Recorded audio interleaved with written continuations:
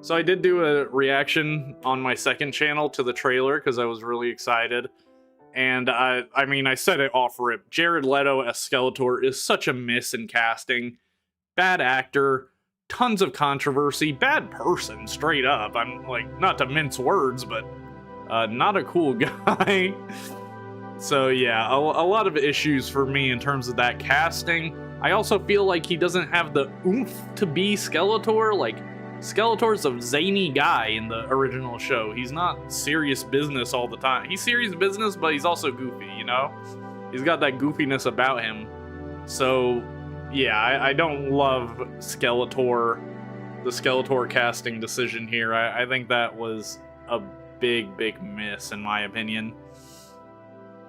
But everything else, the visuals, it does look drab. There's a lot of scenes that look completely drab.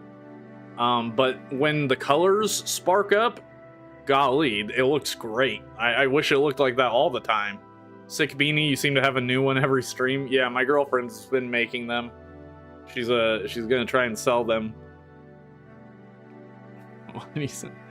My mom said you can come over and play Bakugan, but you have to get a ride home. That's so real. Though, growing up, when I was playing Bakugan, my best homie, Brady, he lived, like, right down the street from me, so I never needed a ride home. But I did this weird thing, and let me know if you ever did something like this, if you, like, had a friend that lived close. I would go to sleep at his house, like, sleepover, but I would always wake up before him and everyone else in his family, and I would just let myself out and go back home, and then go sleep some more in my own bed. Did anyone else do that? I don't even know why I would sleep over at that point. Besides, I guess I didn't want to walk home in the dark.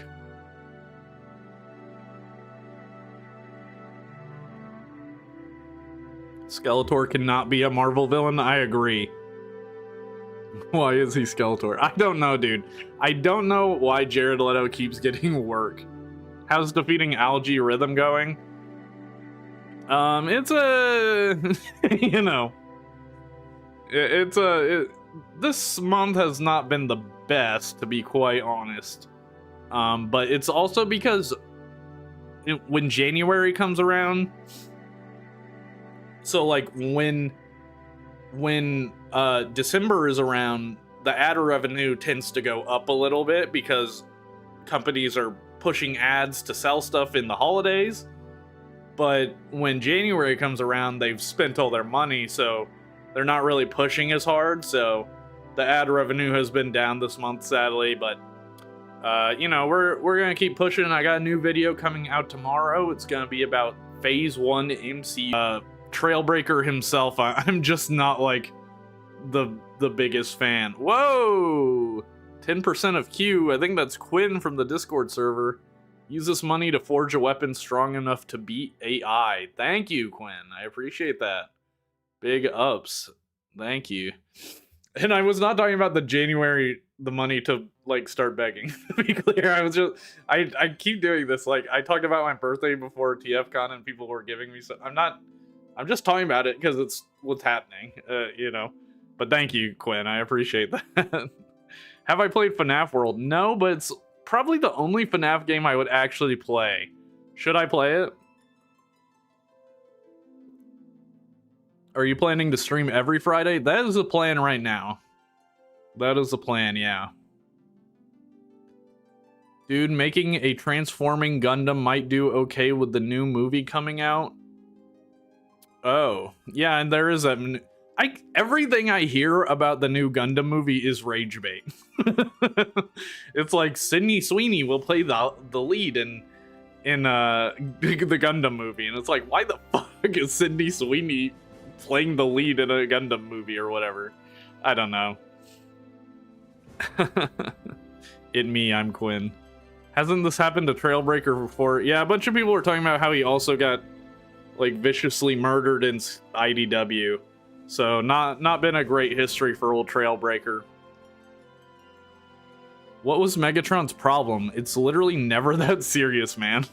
Yeah, I don't think people really appreciate how crazy the Skybound Megatron is, or they don't realize it anyway. Because like people were really surprised by that, and it's a shocking scene. Like he rips him apart and starts drinking his spark. It's crazy. But he's also like very violent. He's not like afraid of violence or super fair. You know, he's got like his own moral code, and he goes by that 100%.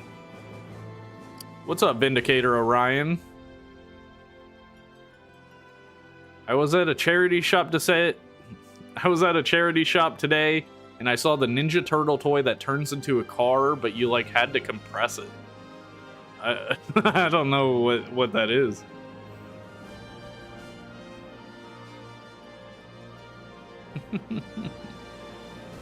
Oh, they meant algae rhythm. Yeah.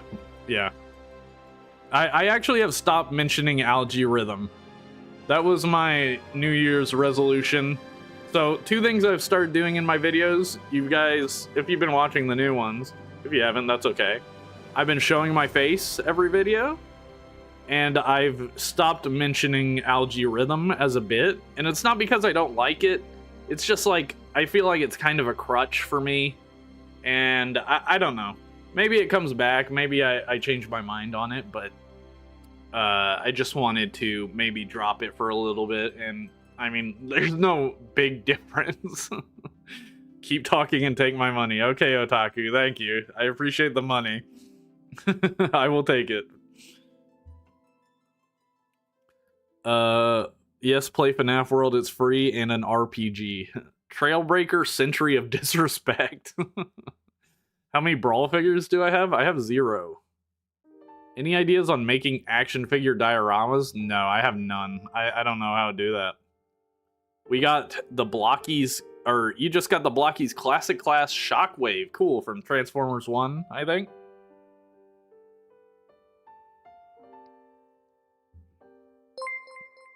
Whoa, that's funny. At 42sex just gifted 1 memberships. Oh crap, what? Okay, I need to check that. Oh. I don't know if you guys Fortis can. Gifted at Swaylock a membership. Zweilock got a membership. Zweilock's already a member. Are you a patron, Zweilock? I know you're in the server, so you were a member or were a patron at some point, but that's funny. Thank you, Fortis. I appreciate that, man. Appreciate you, buddy. Top 3 onions. I mean, red onion's probably there. What do you call the white onion? White onion? How many onions are there? I only know the 2. Now, if you were in the last stream, I opened a package from Prismatica. And Prismatica is a member. He's one of my mods on the server. Unfortunately, he can't be here today. But he's one of my mods on the server, and he sent me this Kamen Rider Valen SH figure arts, which, if you don't know... Ooh, I gotta set the... Ooh, crap. I did the thing where I accidentally closed all the windows. Hold on. I gotta mess with the camera settings. Focus, auto. Okay. So, Prismatica sent me this Kamen Rider Valen, which, you know, is kind of a hard figure to get. I really appreciate this. This is amazing. I love this character. If you haven't seen it, Kamen Rider Gav is my favorite Kamen Rider. So having this character is amazing to go with my Shoma, or Kamen Rider Gav, rather. So what his original plan was, and he's sneaky. He's a sneaky guy. He tricked me. He told me, hey, I'm going to send you an SH figure arts. And then he just told me right away it was going to be Kamen Rider Valen. And I was like, okay, that's cool. Well, he messaged me a week later. Not a week later, I guess that would be today. He messaged me a few days ago. And he was like, yo, so when I was sending you that figure, I actually sent you 2 figures because I was going to surprise you. But the second figure got super delayed. So it's coming here now. Or it's coming to you now. And I was like, okay, that's awesome, thank you. Like, it's completely caught me off guard. I was not expecting that. You know, Kamen Rider Valen already is a huge gift, so I was not expecting a second gift. Yes, I have seen Zets. It's awesome. We watch it every Sunday on the Discord members exclusive Discord server. We watch Kamen Rider Zets, Tokyuger. We were watching Ultraman Omega. That wrapped up. If anyone's seen that, let me know your thoughts on the finale. I thought it was pretty interesting. But Prismatica sent me another package. I've already opened it because I just don't want to fool around. It's got like information on it, and I don't want to dox I don't want to dox myself, and I definitely don't want to dox Prismatica in some way. So, uh, we're just gonna open it like this. I haven't looked inside yet, but it's got some blue paper here with some Japanese, I'm assuming, on it. Don't know what it says. And let's just see what's in it.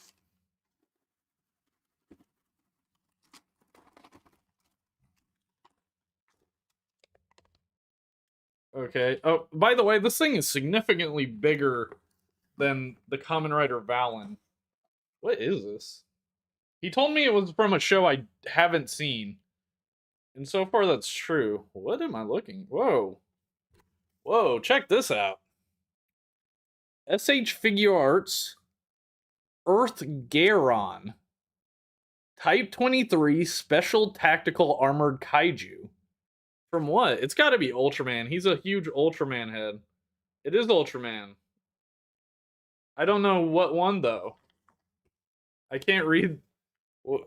Any experts in chat know which Ultraman this is? He looks like a robot kaiju. Can't wait to start watching Gavan. Yeah, it's gonna be awesome.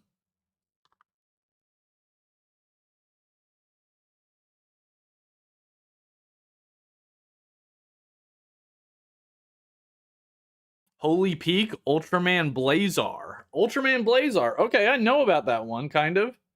I've seen him. He was in Ultraman Arc briefly for a couple episodes. He's a mecha kaiju.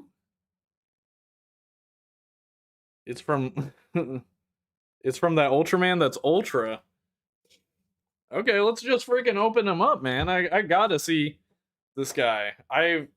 So this is like my 5th SH Figure Arts. I have an Ultraman Arc that I probably need to grab from my shelf. Uh, Obviously, I don't think he met. Was this guy in Ultraman Arc? I don't know. Let's just open him up. Let's just see what's going on with him. And we do have another package, by the way. That's should be more Transformers related. The guy who can't talk English. Yeah, there's someone in the server. Whenever we talk about it, they say he's like a caveman. Maybe it's Aiden that says that. Okay. Very cool. This guy's it's really cool looking. Okay, here he is in the plastic.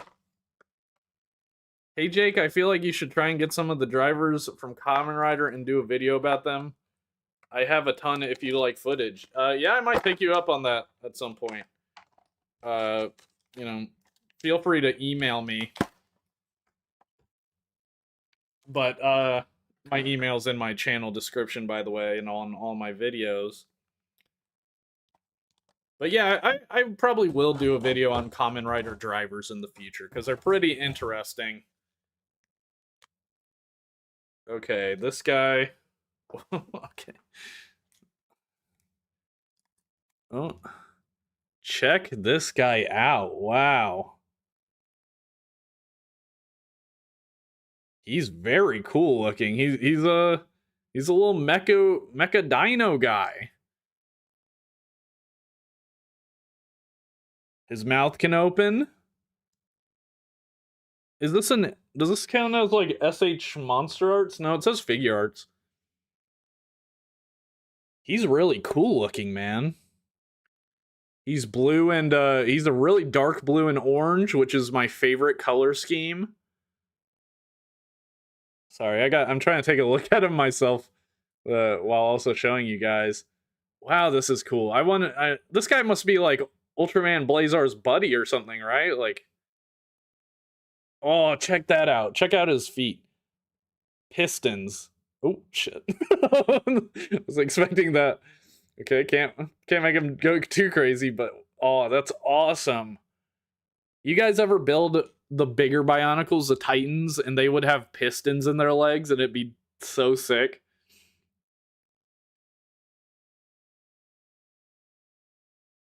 This guy's awesome, man. I love his look. We were talking about what we're gonna do now that Ultraman is Omega is over. And honestly, with this gift, I think we have to watch Ultraman Blazar. I've got to see what this character is about.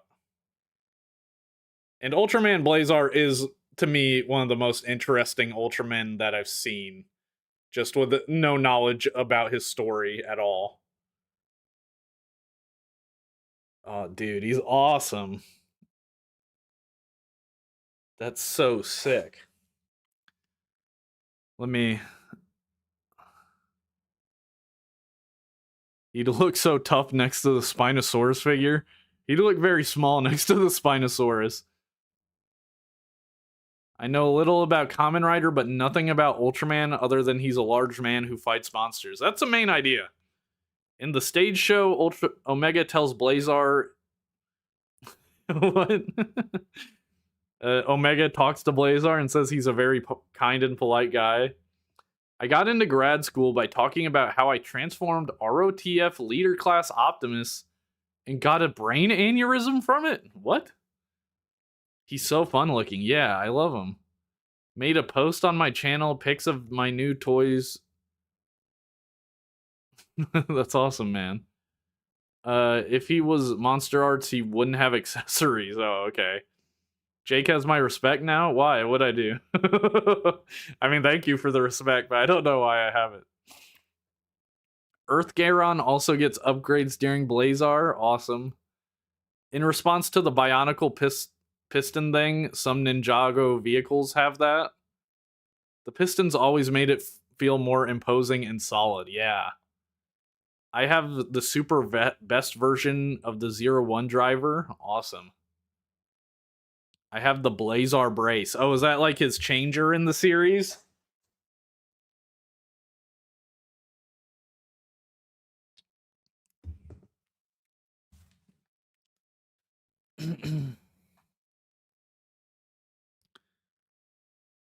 My dad once showed me a clip of the OG Ultraman and I thought it was a joke. It was a different time, man. Like the 60s, like they were innovating. So, yeah, it looks goofy these days, but it back then it was lit, you know?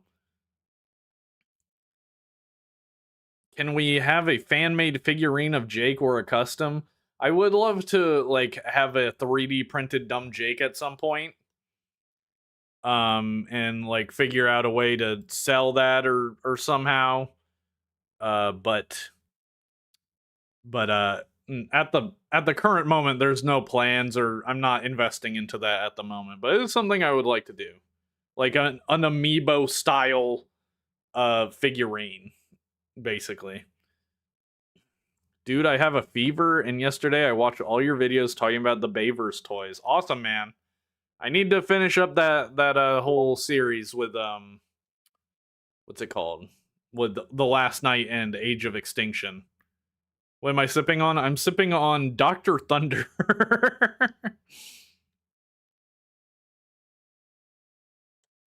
I started the 60s Ultraman. It's still lit right now. Awesome. Yeah, I will watch it at some point. You have respect for me because you managed to have a propeller hat and not be made fun of it. I mean, well, I can't say I've never been made fun of for it. I just don't care. You're working on a concept art piece of a Transformers Dumb Jake. Yeah, go for it. I'd love to see it. I love fan art. You're honored to be here. No need for honor. We're just chilling. We're just vibing. But Here is our first thing we opened. Earth. What's his name? Earth Garon. Really, really dig this dude. He's really cool. I feel like such a fake fan holding him and knowing absolutely nothing about him. His tail is segmented too. That's really nice. Dude, I used to watch. Do you guys watch Jobby the Hong, Transformer and reviewer? I'll say toy reviewer. I used to watch his unboxing videos all the time, and uh, you know, he would get like a bunch of figures, like a bunch of expensive figures too. He'd get like stuff like this, but like 10 of these types of figures from fans. And I would get like when I thought about it, like being me, if I was in his position, basically. I'm not saying he should feel this way. This is how I would feel if I were him. Just because I'm me, I would feel like I can't get this stuff. Like I do not deserve this stuff. And I think he deserved it. He makes really amazing videos, way better than the videos I make. But if I was in that position, like no matter what, I'm like, I don't deserve this, because the people would send in stuff and they'd be like, please review this, and he'd be like, I can't review everything you guys are sending me. Even though he has reviewed a good amount of stuff that he got, he'll mention it, I think, whenever he reviews something he got as a gift in that PO box. And that's kind of the reason I haven't opened a PO box. This stuff was sent to me by Prismatica after he asked for my address on Discord, and I gave him my address because I trust Prismatica. Kind of just because I've known him for a really long time at this point. But yeah, I always like got stressed when he was doing that, because you know, if I were him, I'd be stressed out about, you know, all the gifts and stuff. Even though he made really good videos out of those openings, those videos were so awesome. But this is amazing. I really appreciate it. We're definitely gonna start watching Blazar this weekend for the Discord call, the weekly Discord call. Let me catch up on some of these chats. Isn't that what you drank out of Mr. Beast? Yeah, I did drink out Dr. Thunder out of Mr. Beast. That is true.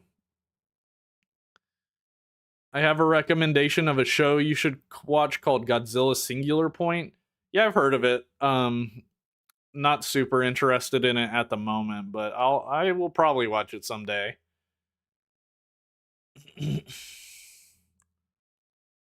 I got one of the Arctic winter toys you covered in your Joe movie toys vid. Cool, what is it? Don't drink out of Mr. Beast. Bright colors in nature are an indication of toxicity. Swivel here. Yeah, Jobby is the OG Masterpiece Transformers reviewer.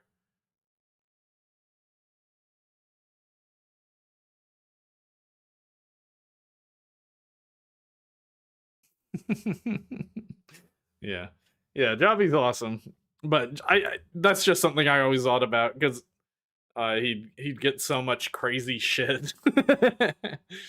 But I am very happy with these gifts. I really appreciate them. If you're watching the VOD Prismatica, oh my god, his jaw just fell off.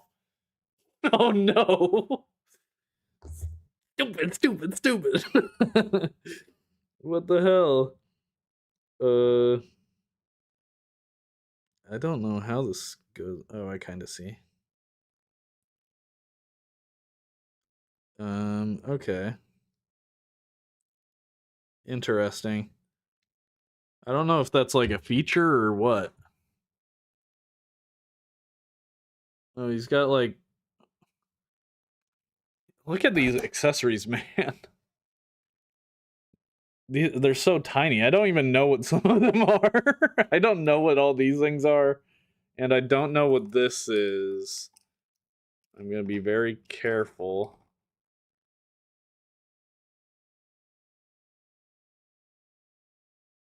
I have no idea. I'm gonna need Prismatica to explain. Prismatica, explain. I need him to explain what the hell I'm looking at there. But yeah, this is badass. Let me me just get the box all busted his jaw like Jake Paul.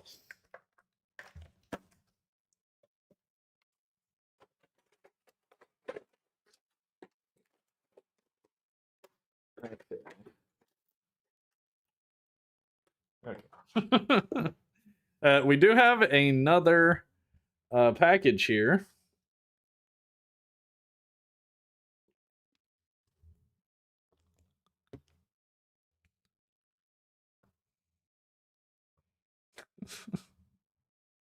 Bro had a cartoon jaw drop moment. True. All right, let's open the next package. I know who it's from, but I'm not gonna tell you guys until it's open. I use my busted pair of scissors. I'm gonna cut right towards myself.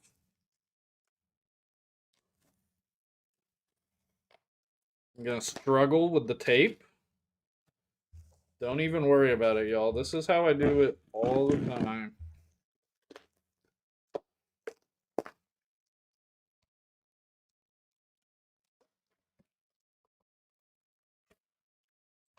Imagine if I stabbed myself on stream. Okay. Let's see. I might get the Gavan Morpher thingy. Oh yeah, someone asked me what I thought of the Gavan toys, and I think they look cool. I know they're getting kind of a bit of hate, but I really like them. I think the emo gear. I don't know what the official name is gonna be, but the emo gear look cool.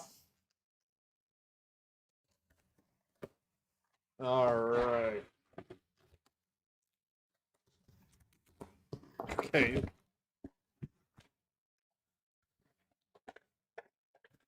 Okay. This is a bit different than what I thought I was gonna get.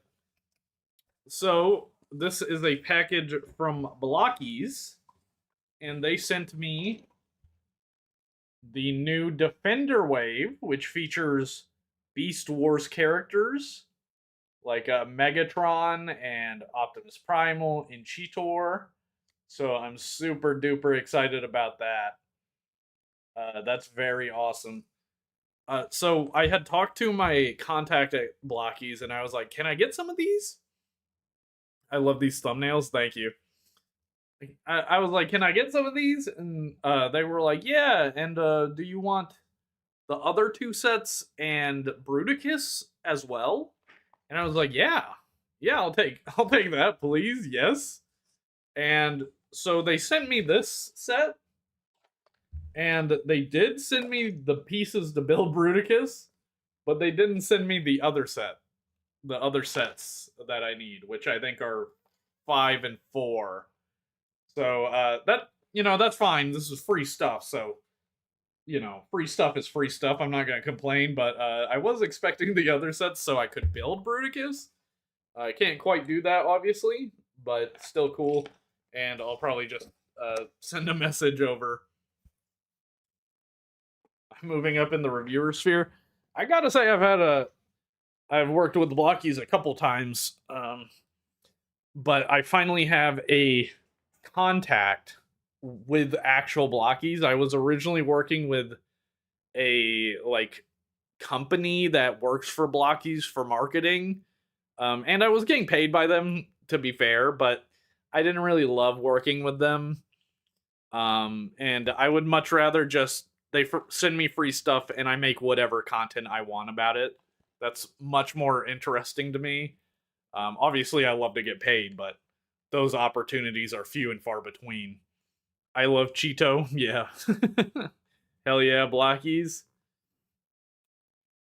Uh, I like the Gavan mecha, but I kind of wish they do more traditional mecha where everyone makes up a semi equal part of the robot. Well, it is Gavan. It's not Super Sentai, so it's a bit different. Obviously they're doing the Gojuger sort of system where it's a weapon that turns into the mecha. So I see what you mean. We kind of missed out on that for Gojuger, but I think it makes perfect sense for Gavan. Thank you, thank you. Yeah, I've been trying to make the thumbnails interesting. That's my strategy for streaming now. Who would say no to free stuff? I don't know. What drivers are you most interested to get? Well, drivers. If I could get any driver I wanted, I'd say the Gov driver or the Zets driver probably. I haven't watched a ton of different common riders yet, so yeah, I'd be interested in the new stuff. FNAF Bonnie Ah Beanie. What if I told you it's meant to be FNAF Bonnie? But this is really cool. I'm not gonna open any of these on stream today, just because I don't have the setup for it and it would look bad. But this is cool. I'm probably gonna be doing YouTube Shorts, opening up like 3 at a time or something like that. So look out for that if you like shorts.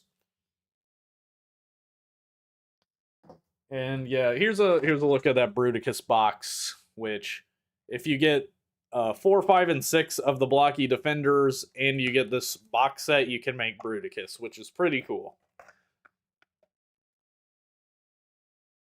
Absolutely agree. Gives you more freedom, which works out much better for content stuff. Yeah, doing sponsored stuff is always a toss up because it can be really annoying sometimes. Like, or a lot of the times the video will just flop. Are you getting the new Blocky's Tarn? I don't think so. My contact at Blocky's actually isn't a Transformers person. They're a Marvel person, which is why I have the Blocky's Marvel Iron Man here. I did a couple videos showing these off in my shorts. But but they were able to get me those Transformers ones because I asked. Sponsored by Gatorade Shadow Legends. Diamond Bolt, his new video, he just had the craziest sponsor.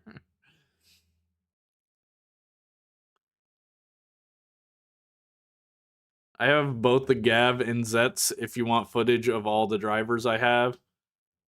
Yeah, don't worry about it right now, all right? But just if you want, send me an email so I have your email and I'll message you if I'm ever interested in getting footage, all right? I appreciate it though. Seriously.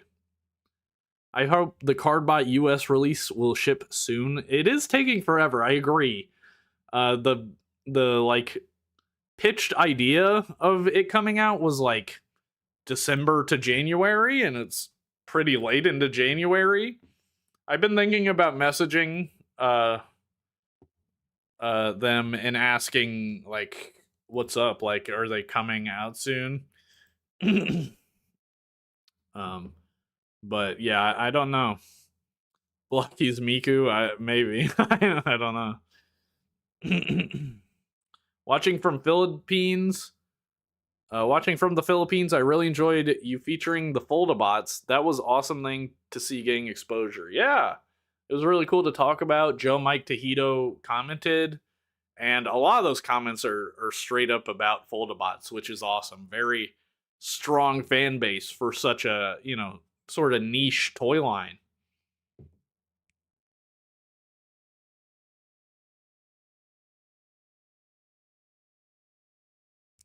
Have I had trouble finding the new Jazzwares FNAF stuff? I only saw the only FNAF thing I've seen for Jazzwares is the Indo series Bonnie, and I bought it immediately. So I've not really seen stuff, but I haven't been looking, to be honest. Like, I haven't done much toy hunting in the last few months. Christmas and all that stuff. The holidays. It's not really a time for toy hunting for yourself.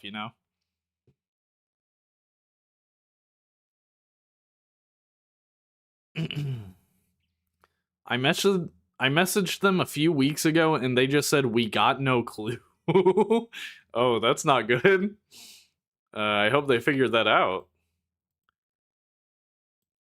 What's the best place to get blockies, by the way? I want the Superman, but I can only find it on AliExpress for some reason. AliExpress is probably the way to go. It's weird because they don't always have like the proper licensing rights for all their sets that they make.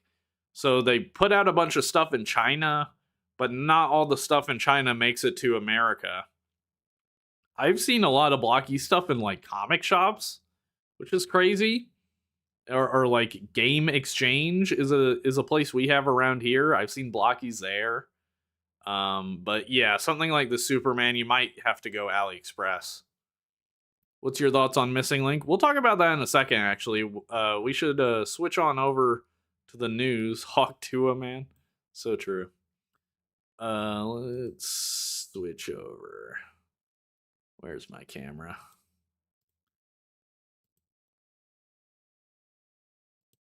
Activate the camera. Activate the chat. All right.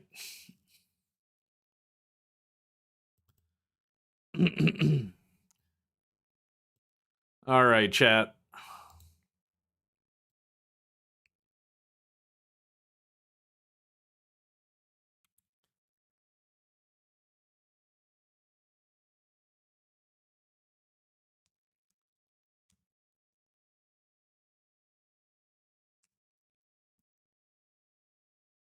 You found Ultraman blockies at a random farmer's market? That's funny. Okay, chat, we're going to talk about the news. Welcome to the news, where I talk about the Transformers news from the past week or so. And we're just gonna talk about what's poppin' in the Transformers world. Starting with Duckaloos, which if you watch my second channel at all, I made a video about these vinyl ducks called tubs.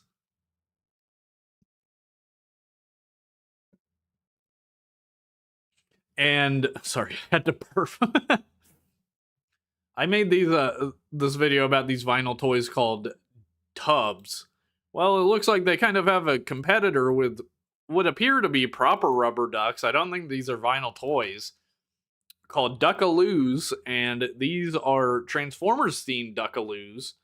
What's interesting to me is that one looks way more based on G1 Prime. I guess it's probably based on like Rise of the Beasts Prime.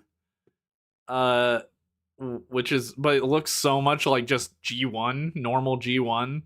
And then one that looks so much like Bayverse Bumblebee. It's kind of funny, but yeah, these ducks are based on Transformers. I don't really have a strong opinion on these. I would not buy these, to be quite honest, but kind of funny that they exist. The thing about the tubs is that they're vinyl figures, so they don't even like properly float in the tub. Which is kind of crazy.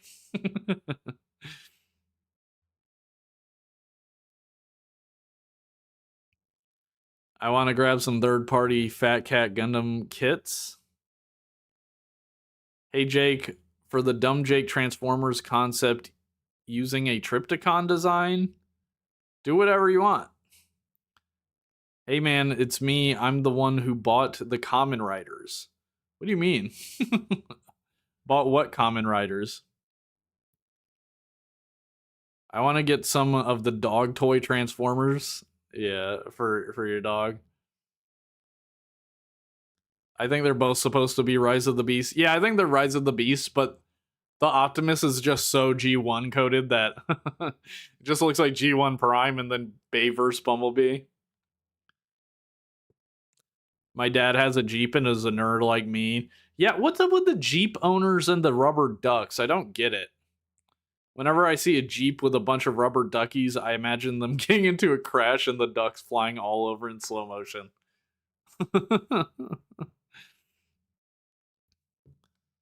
What's up, Goober? All right, let's move on to our next piece of news. This is Reaction, Super 7's Reaction figures. They're doing blind boxes, which, man, I could care less. I'm gonna be so for real. Like, I think the concept of Reaction figures is really cool. Taking like newer figures or IPs and making them like these classic Star Wars, vintage Star Wars style action figures with a little bit of articulation, but kind of like a similar style. But man, the prices on these things, these are 14, which is, or sorry, $15, which is not terrible. But they usually sell non blind box reaction figures for like $20. They're smoking crack. Like full on. And these figures look fine. I mean, I'm not going to say they look bad. But yeah, I just have no interest whatsoever in something like this. I'm so much more interested in the tiny turbochargers right next to them. Please, please, I need some tiny turbochargers. There are some, chase figures, of course. We got a chase Optimus Prime, and then a very pink Megatron, which looks kind of cool. But yeah, I cannot express how little interest I have in these.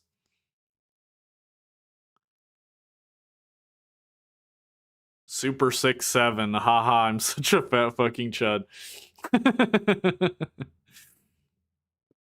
Reaction still being a thing perplexes me. I don't know how they make money. I don't know who's buying these things. I frequent a lot of collector spaces. I keep tabs on a lot of different fandoms. I never see anyone talking about these reaction figures.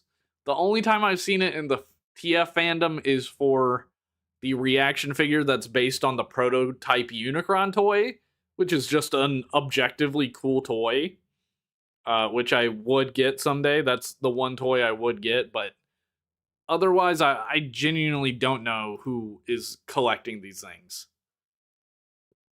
Those figures have articulation. They have 5 points of articulation: head, arms, and legs.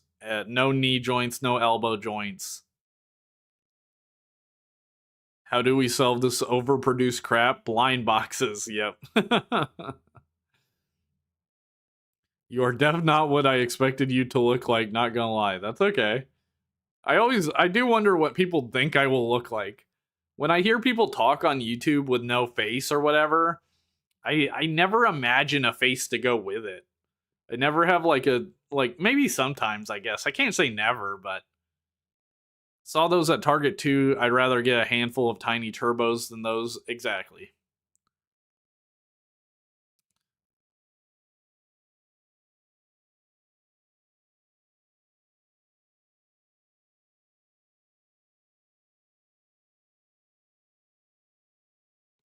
Blockies is the king of blind boxes. Yeah, imagine trying to put out Transformers blind boxes and your competition is Blockies. You're getting owned every single time. Missing Link needs to do the prototype Unicron. Yes, I 100% agree. You know what? I'm gonna say it. They are gonna do that. They're absolutely gonna do that. That is my big prediction. Is that they are absolutely gonna make the Missing Link Unicron. I just don't see why they wouldn't. People would buy it, no doubt. It probably costs like $300, probably even $400, but people would buy it. So more than 5 points? No, I listed 5 points exactly. Oh, you wish that they could do O-ring figures of Transformers. That'd be kind of bizarre.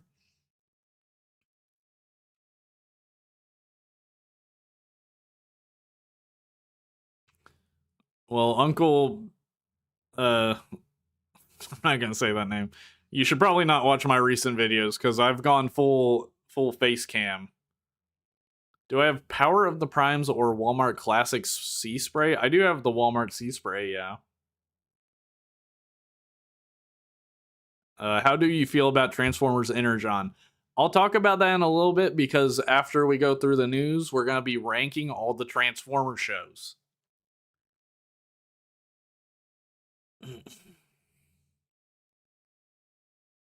I've always wondered how Blockies make such excellent quality kits for so cheap. Well, making a model kit just inherently makes a toy cheaper because it's coming disassembled. And I think they're just not overpricing the model kits. Like, I think you can make model kits and have them be cheap, like, just generally. But, companies like Bondi with the Gunpla or whoever, they mark it up because obviously people will pay more.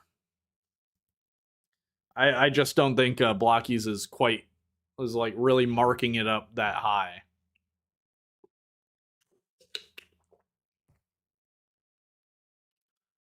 All right, next piece of news. We got the mint green Leo Convoy repaint. I don't even know what this is for. New Legends Leo Convoy Legendary Green Lion version. Okay.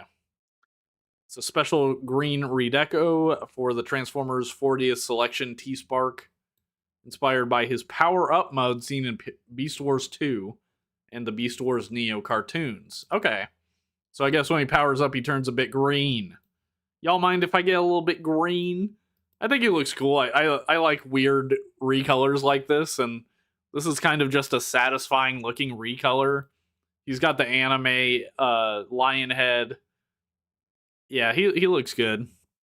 Diamond Bolt is definitely gonna buy this.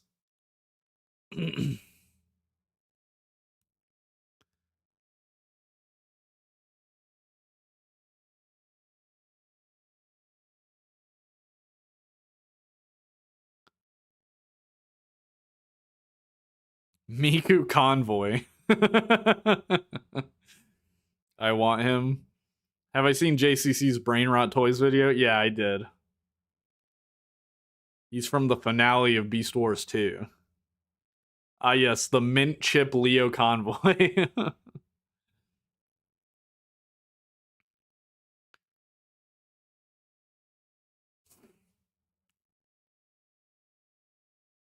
What about this makes him Chinese? In what way does the green color imply Chinese? I need to know.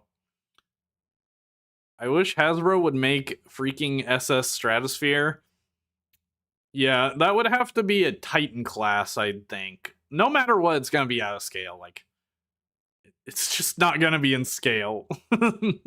I think they should just make a commander class and be like, guys, we can't get in scale, so we're just making a smaller version that's a bit better because it doesn't need to be giant.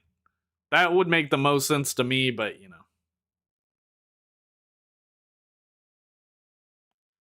Hold up, that Bonnie hat goes hard as your is your GF making the entire FNAF 1 cast. Yeah. I think she's working on Foxy right now. Next week I'm gonna have a special look.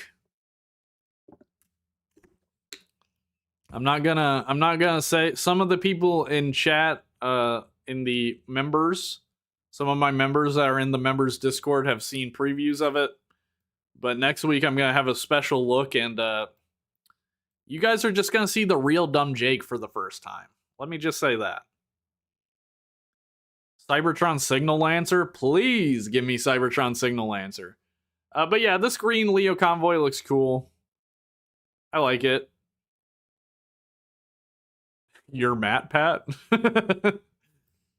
All right, let's talk about the Missing Link Grimlock. And someone was asking me what I think of Missing Link in general. I think it's an amazing toy line.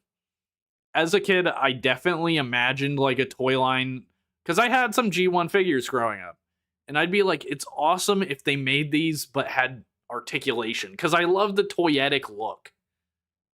The toyetic look is so cool to me. And the fact that Missing Link exists is so incredible. Like, the fact that it's real, like just something I really wanted to be real now is real is really cool. Oh, it's cool. Oh, that's cool. They have the original G1 Grimlock right here. So this G1 Grimlock Missing Link figure to me looks absolutely amazing. You know, he's got articulated fingers. He's got the rotating leg joints. Just so much more articulation than the G1 version. G1 Grimlock has a thing where his head kind of sits a bit too far back due to transformation. So they've added a sliding joint, I think, so he can push his head closer, make it look more proportionate, which is very cool. Yeah, I don't know. They cooked on this. I wasn't expecting Grimlock, but seeing him is very, very cool. My big thing about these is that I'm completely priced out. Like, I can't afford any Missing Link figure. What's up, Sparky Matrix? You gonna get a dumbjake dinosaur fursuit for next stream? I love the chunk and heft of Missing Link.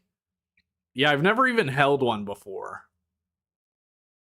He looks so good, but with the price, I skip it. Yeah, that's unfortunately, yeah, that's a reality for me for Missing Link. If I had to get any Missing Link figure, I would have to get the RC, because the RC is based on a figure that never got made, which is just incredible that they did that. Like, truly a Missing Link figure. So yeah, the RC, I would have to get it, and I'd probably get it in those prototype colors. Just because that to me is like a piece of history.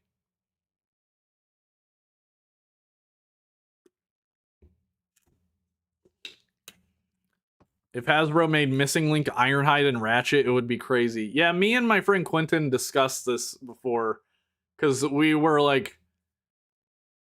kind of like talking about how they would do it. Because if you've ever had Ironhide or Ratchet, you know that like their head is behind the window, unlike the cartoon where it's above the window, and they also don't quite have a head at all. It's just like a flat piece of plastic with a sticker put on it.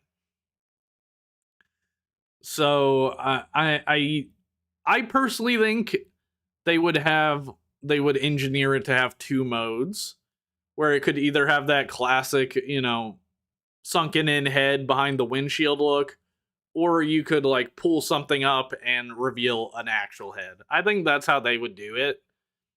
But I could also totally see them just doing the head behind the windshield thing. There's no way that they do it where he only has like a head above the windshield. I think that's just like, that wouldn't work. It's kind of antithetical to the toyetic aesthetic of Missing Link. Where's the funny propeller hat? I traded it in for a funny Bonnie hat today. I guess I kind of clickbaited you with the thumbnail.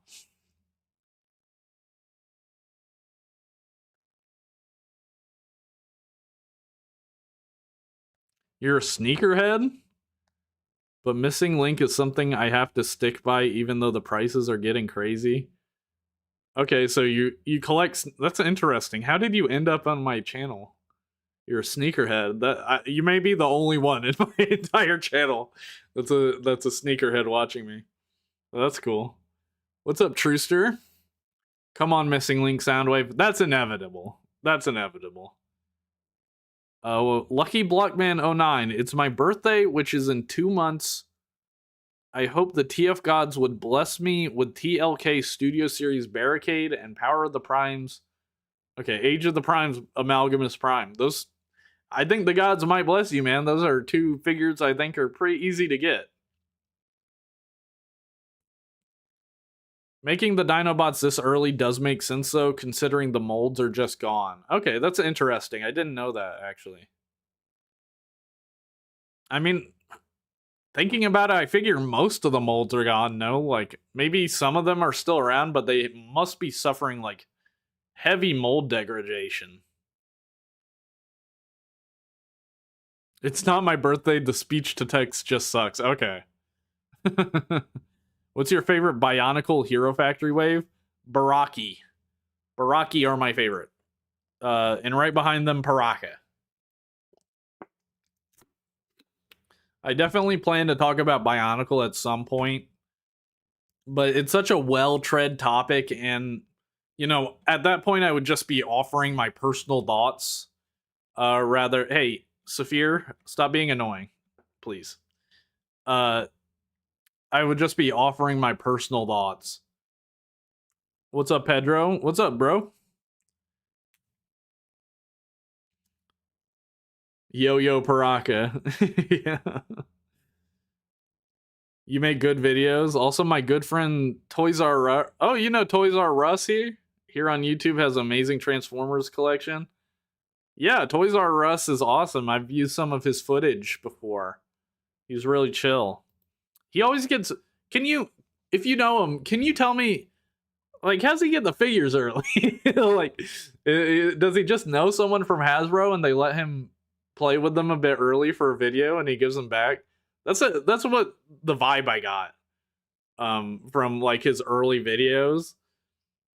Or yeah, if you don't know, you don't have to say anything. Don't worry. I'm not asking for his trade secrets or whatever. I just always been curious about that because everyone's cool with Toys R Us, but so many people hate Prime versus Prime. And I'm like, what is actually the big difference between what they're doing here? No offense to either of them.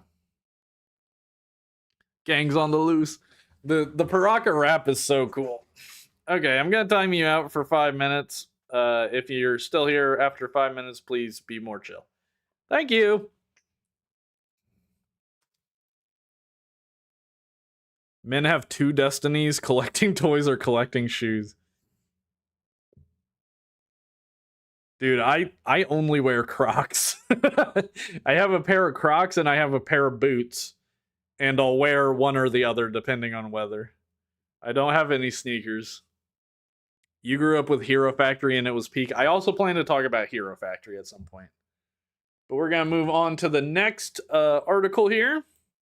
Vezon, yes. Vezon was such an epic set. What's it? Farak? Vezon and Farak? I had that set.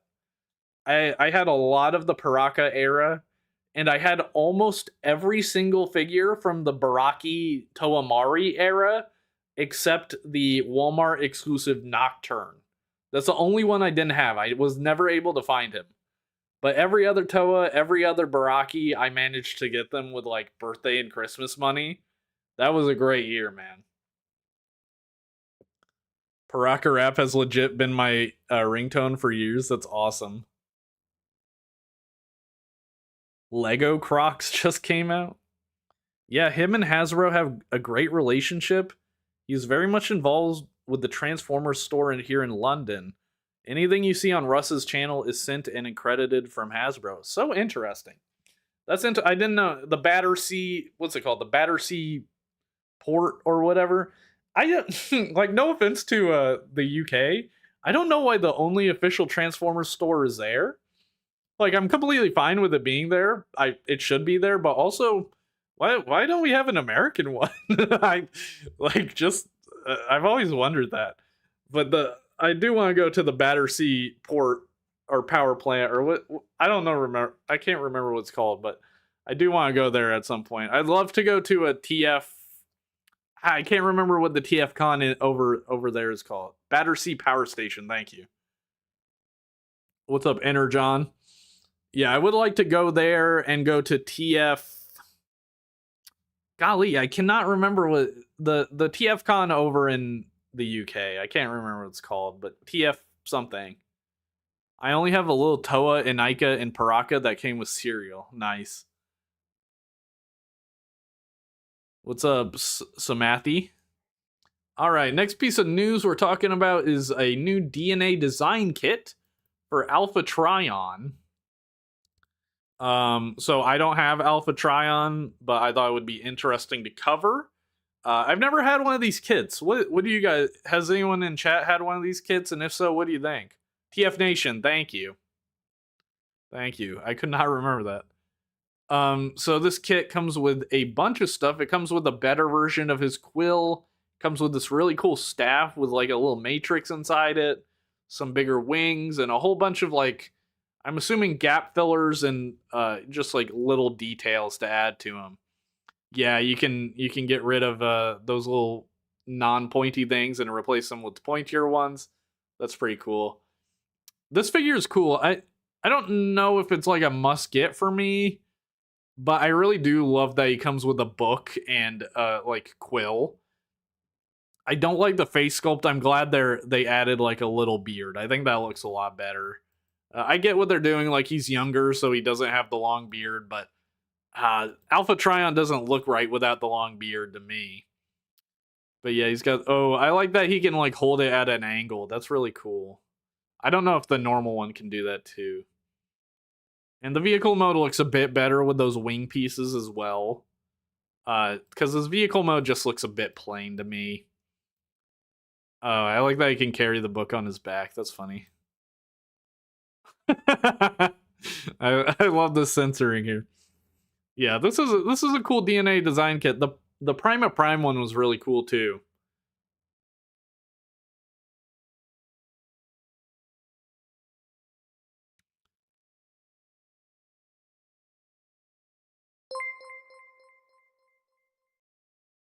That Rogue Meridian became a member. Yo, Rogue Meridian, thank you for joining.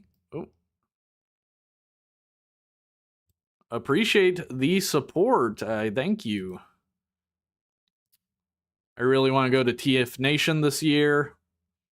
I really want to attend TFCon this year. I think if I go anywhere, it's going to be BotCon because BotCon is going to be in Chicago this year, which me and JCC already went last year. And so we kind of know the route, I guess, like we're used to it. And I think JCC would be more comfortable, going to the same place. So we're probably going to go to BotCon. I also want to go to BotCon because obviously Metal Card Bot. I would love to meet some of the people working on Metal Card Bot. So yeah, that is probably gonna be my Transformers convention destination. Even though I'm sure TFCon Toronto or whatever it is, the one that's very close, nearly at the same time as BotCon, probably will have more people. I don't understand why England has got the first official store. It's a pretty cool shop. And we have TF UK Con, which is small, and then the big one is TF Nation. Gotcha.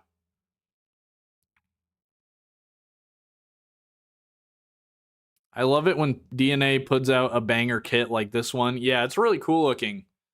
I love DNA kits, they're awesome. I never attended TF Nation. I might have to do it this year. Dude, it's so cool to be around, surrounded by so many Transformers fans. It's so fun. Like just to be around people with your same interest. It's like truly a feeling that I don't ever get any other time in my life than when I went to TFCon. You got the Core Class Volcanicus upgrade kit Christmas before last, and it's held up super well, feels great. And I got the pre-order bonus, so he has the Fall of Cybertron red swords. Okay, that's sick. Looks slick. Alpha Trion shaved, and we as the TF community shamed him, and rightfully so. I'm planning on going on BotCon. Okay, read that wrong. I'm planning on going to BotCon. Awesome. Yeah, I hope I can go. Not set for sure, but that would be the one I go to if I go to any this year. I want to get the DNA kit for TF1 Sentinel. TFCon is going to be in Los Angeles. There's 2 TFCons every year, one in Los Angeles and one in Toronto.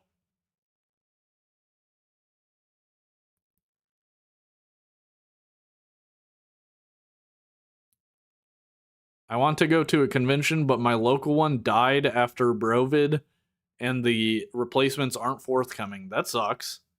I'm lucky that there is a local con in my town called LexCon every year, but I went last year and I didn't really have much of a good time, to be honest. I wasn't super interested in a lot of the stuff I saw. I did see some animated figures, but animated's always expensive. Oh yeah, there is an Orlando TFCon as well. That's true. But I can't see myself going to Orlando for that. It's just such a far trip for me. I would have to fly. I'm going to go now. Yo, thanks for joining your 391. Let's move on to our next piece of news. We got the More Than Meets the Eyes collection, Transformers the movie Scourge, which, as far as I can tell, seems to be just a direct repaint. Not even a repaint, sorry, a reissue of the original Scourge toy. A new box, which looks cool. I like that box art, but I like that these More Than Meets the Eye collection ones have like these cool colors. Like this should just be the standard look for the boxes because the ones right now are so boring. But yeah, this looks fine. I've heard this is a good figure. I know he has an issue with his fingers. He's got these big old thumbs, and they have an issue where they snap off sometimes. So hopefully that is fixed for this guy. But if you want a Transformers the movie Scourge, he seems pretty perfect in my opinion. I don't know, obviously to them as well because they haven't really tried to do anything new. Also, also this article randomly just has a Scourge figure at the end. I don't know what happened here, but Scourge is just chilling at the end. I had him in the thumb, bro. Yeah, I've heard many such cases. Is the Back Kibble podcast ever coming back? Not anytime soon. I've never been able to travel to any of the US cons budget and travel limitations. If they ever did one near Nashville, I would have been there in a heartbeat.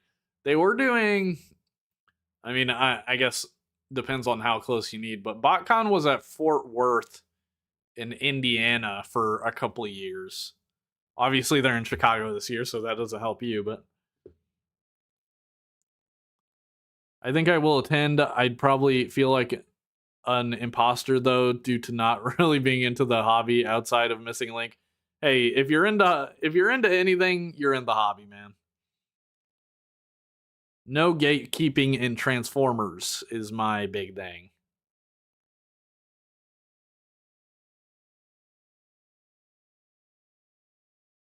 I will finally swap out the sweep I have standing in for Scourge. Always been a fan of Scourge. I can't wait for the Missing Link variant.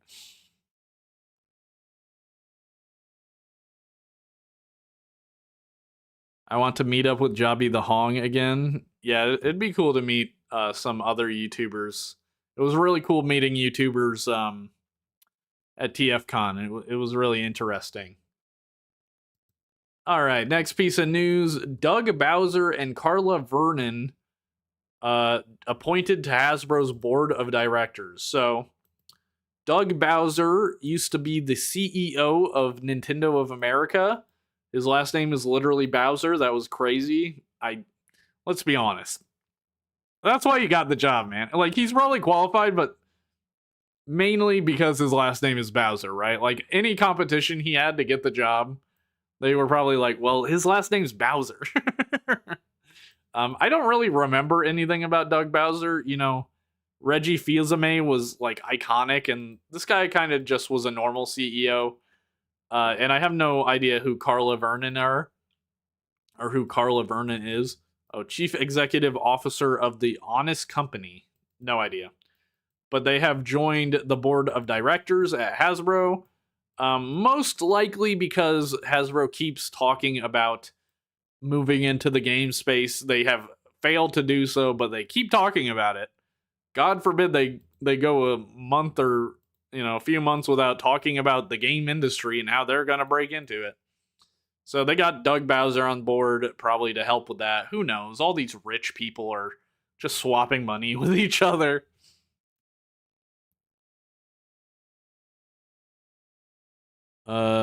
Recently doing a vid about rumor. No, I haven't seen that, man.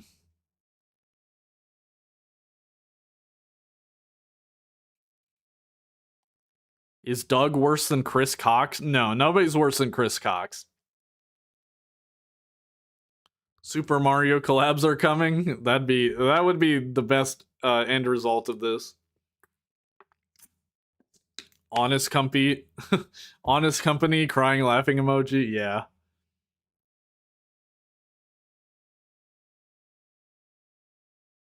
You'd like to meet Aaron Archer? I very nearly met Aaron Archer. I was talking to Proto Man from the Transformers Slag podcast, and he was sharing a booth with Aaron Archer. But Aaron Archer nonstop had people, like was talking to people, and yeah. So I was just talking to Proto Man for a bit. Didn't have a chance to talk to Aaron Archer, but he seems like a really cool guy. I don't know if you've ever like followed him on Instagram, but he makes these really cool art pieces where he'll like draw on old Transformers instruction pages, and they're really cool. I love them. I definitely want one at some point. But they are a bit expensive because they're custom art pieces, of course. But I would love to get one and frame one at some point. 2 more years and maybe they will release a good TF game. What's up, digital fanboy? Can't wait for Transformers High Guard. High Guard cannot be a real game, right?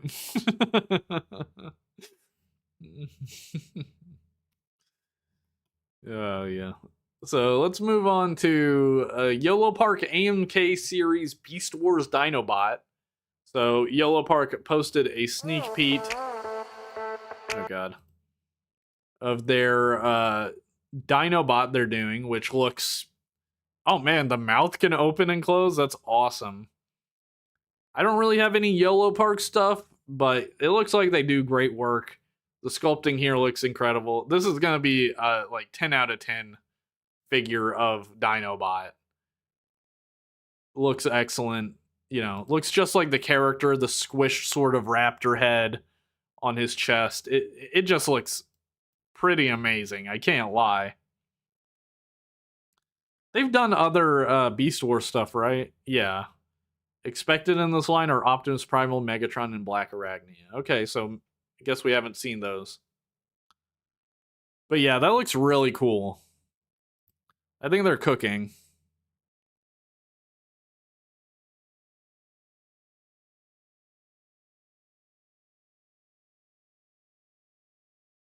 Got the laser eyes, of course. I really love the like super accurate to the cartoon Beast Wars toys. I think that's just really cool.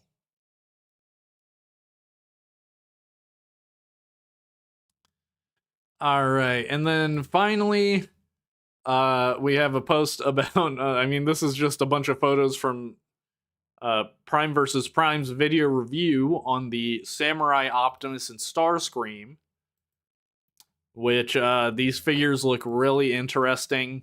Really love what they're doing with the timelines. Whoever took these screenshots, it's so crunchy and artifacted. These look really great. I think Optimus is so cool looking. Optimus is definitely a winner for me. With the timelines ones, it seems like they always have like two really interesting ones and two really kind of mid ones. Crime versus crime. Let's not be annoying in chat, okay? There are plenty of people. I'll tell you what, there were people way before Prime versus Prime reviewing early figures. Way before Prime versus Prime. So I don't really get the like weird annoying obsession with him. He makes pretty good reviews. He gets figures early. I don't know why anyone has to care about it as much as some people do. But anyway, the Optimus Prime looks really cool. I love the Shogun helmet. I love that he turns into an ox pulling a cart. That's such a unique alt mode. Also a really good like translation of his G1 mode into like this sort of style where it's, you know, he turns into a truck that pulls a trailer, so he turns into an ox that pulls a cart. And I think it's especially cool that they like transform all together. That's really interesting. Yo, Dr. Lockdown, what's good? I keep seeing these timelines figures and just imagine Prime fighting through mysterious Mirasame Castle. I have no idea what that means. Don't know what that means. Yeah, I don't like him, don't watch him. That's my that's my big thing. Like, he speaks very strangely. He definitely has a tone. Every YouTuber has a tone. Even the way I'm talking right now is not how I normally talk. But the Starscream just looks. Man, I want to like him, but I just kind of don't. I'm just not vibing with his look at all. Like, he looks a bit too simple compared to the Prime. Like, Prime has a bunch of like little greeble details, and then Starscream almost looks like he's tune accurate. Like he's trying to be tune accurate for a tune that doesn't exist. You know what I mean? Like, it's so smooth, lacking detail, while Prime just is just much more greebled. It's kind of weird.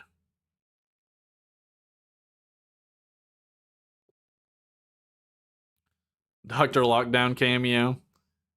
Yeah, where did Dr. Lockdown get his doctorate?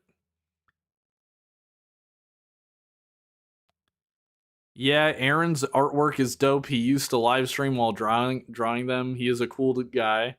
Yeah, he seems chill. Mysterious Mirasame Castle is an old Famicom game. It's the sister game to Zelda, like Duck Hunt and Mario were in the same engine. Oh, okay, interesting. I played the 3DS release. Okay, that's really interesting. Is there a picture of the Starscream in bird mode? Hello? Okay, there he is. Yeah, and I'm kind of a bird mode hater. I'm not gonna lie. Like, I feel like bird mode has the issues of jet mode times of 100. Concept wise, I think it's neat, but I don't know. I think the execution is a little rough.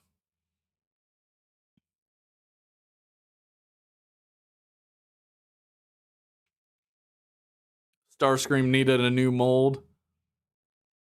I need Boar Megatron in my life. Boar Megatron was a stroke of genius. Starscream is a reuse of the Air Razor mold.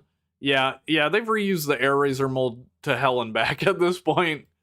I think many people are over it. I love the tank. I need to get the train Optimus. I need to get the train Optimus. I've been craving unique alt modes for ages now, and now with timelines, Age of the Primes, and collabs, we're eating pretty good. Yeah, I just want like more unique vehicles. Um, like I want to see like a bus, you know, or more train transformers. You know, like what Metal Cardbot is doing. I want to see more of that in Transformers. Yeah, this feels like Air Razor, but bad. And while I love Air Razor, I'm already burned out on that conversion. Yeah.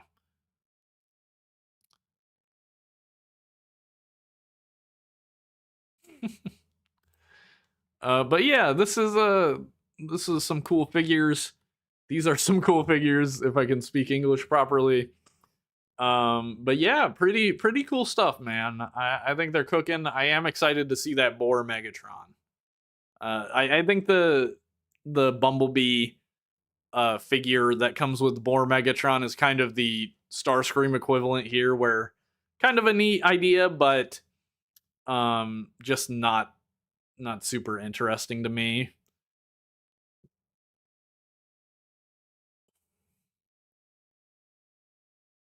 The collab price kills me. Yeah, the collabs are too expensive.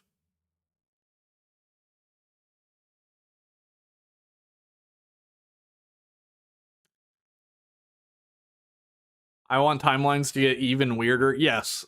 The more weird, the better. The more weird, the more weird, the better.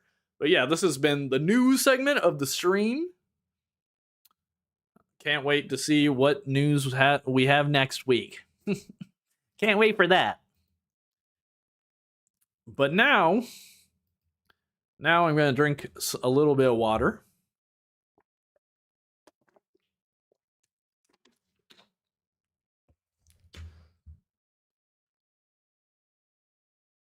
Yeah, I saw that, Doctor Lockdown. I watched your review on those figures.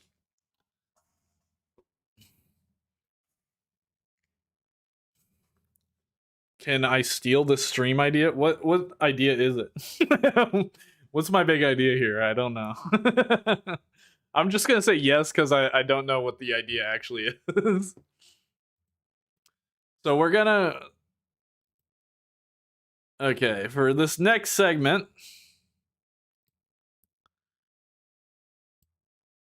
okay, chat, we are going to be ranking all of the Transformers shows. We're going to be ranking S to D, and also I have a haven't seen category because I haven't seen a good amount of them. Covering new, yeah, man, brother, I do not own covering news. Don't even worry. I, if anything, if this is the case, I should have asked Diaclona permission for reading the news out. We're gonna be ranking every show, talking about them, discussing perchance, and I'm gonna be ranking them. So S is like my favorite. You know, I can watch it whenever it's the show I'm gonna recommend people to watch. A is really good, but I feel like there are some flaws that like make it a little bit away from perfection. B is gonna be a show I like, but I don't necessarily think it's that good. I personally like it. I enjoy it for all its flaws, but I'm not gonna really recommend it to anyone as a show they should watch to get into Transformers. C is gonna be a show I just don't care for overall. I wouldn't say it's bad, but I wouldn't watch it myself. I'm just not interested. And then D is a show I think is actively bad. I think I don't think people should watch it because it actively makes Transformers look like a bad show. Okay, does that make sense to everyone?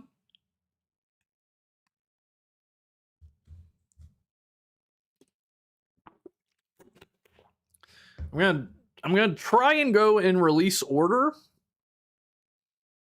But if I mix any of them up, don't get mad at me, all right? Right off the dome, what's everyone's favorite in here? I'm curious. I'm curious if everyone's favorite is going to be the same or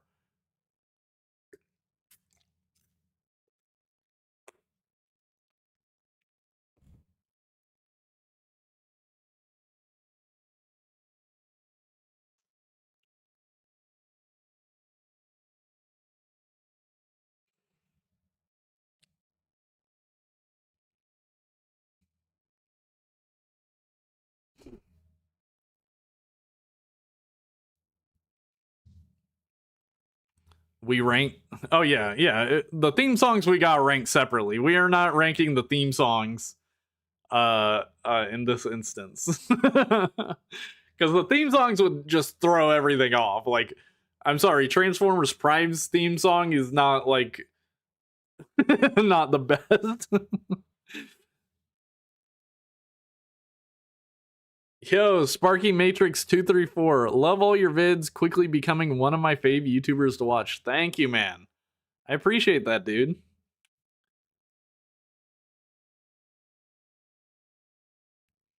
RID 01 is the only Transformers show I like. That's crazy.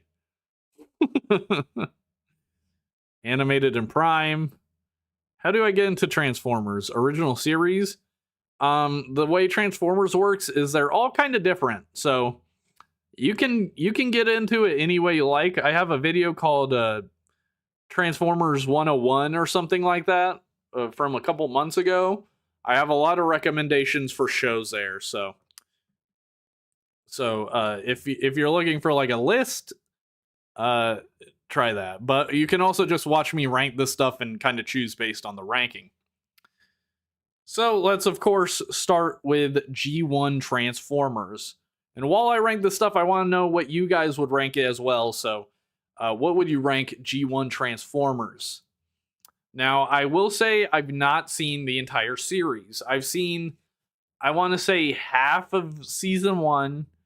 I've seen the movie, and that's about it. And I've seen like some random episodes on VHS as a kid. G1 is a series I really need to go in and like properly watch and finish because it's important. It's important to Transformers, and if I'm going to be a Transformers content creator, I do think I should be watching it, right? Um, It is old. It's from the 80s. It's not perfect, and they were learning, they were making it up as they were going along, essentially, right? Like, they had all this information from Bob Budiansky, but that stuff always didn't always get translated into the show. So it's a little bit complicated. Mm, for me, personally, a lot of people in chat are already saying it. I gotta go with B tier because I think I think the animation airs and the oldness will put a lot of people off for sure. Like, a lot of people don't touch G1 because they know it's old and it's a little bit janky. Having watched the first half of season 1, it's a lot less janky than I thought it was gonna be. I think it just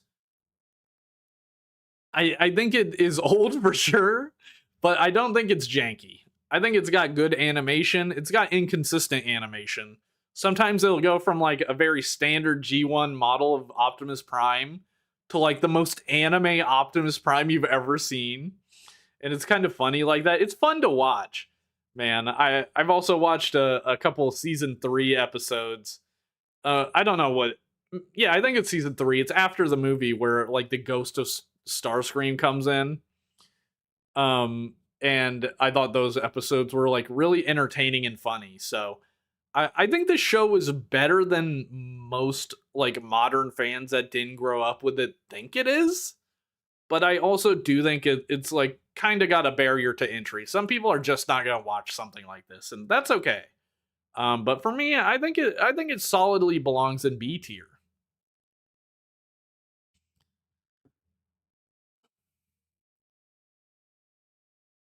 G2 is weird because it was so badly marketed, it nearly killed the franchise. People hated how radical it was, but now it's really popular. Is it really popular?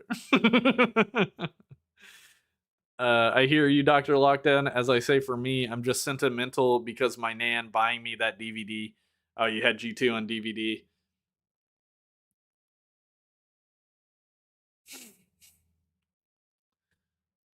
Hate the term content creator. It makes sense, like you're just churning out. YouTuber feels homey. I mean, sure. It doesn't matter to me. I could care less. Comet and Cam reviews of G1 are very good. I might have to check that out. The show had some weird moments. Yeah. I think the Autobot X episode is really interesting. That's I love how unserious the writing is. It feels like the creators were just having fun. Yeah, for sure. They were just making stuff up. They had to fill the time, man. They had to tell these stories and sell these toys. I grew up with the Armada, but G1/G2 is always S tier for me. Season 3 is with the most animation airs. Oh, hell nah, not Algae Rhythm in chat. Get the hell out of here, Algae Rhythm. Okay, so I have a question for you gamers. Is Generation 2 a different cartoon? Is this a safe space to ask this? I didn't think Generation 2 was a different cartoon. I thought it like just recycled G1 cartoon. Is it like a different thing? Heading off, got my own filming session today. Yeah, thanks for joining Dr. Lockdown. I appreciate it. The animation errors are a treat. Yeah, I agree. It makes it better.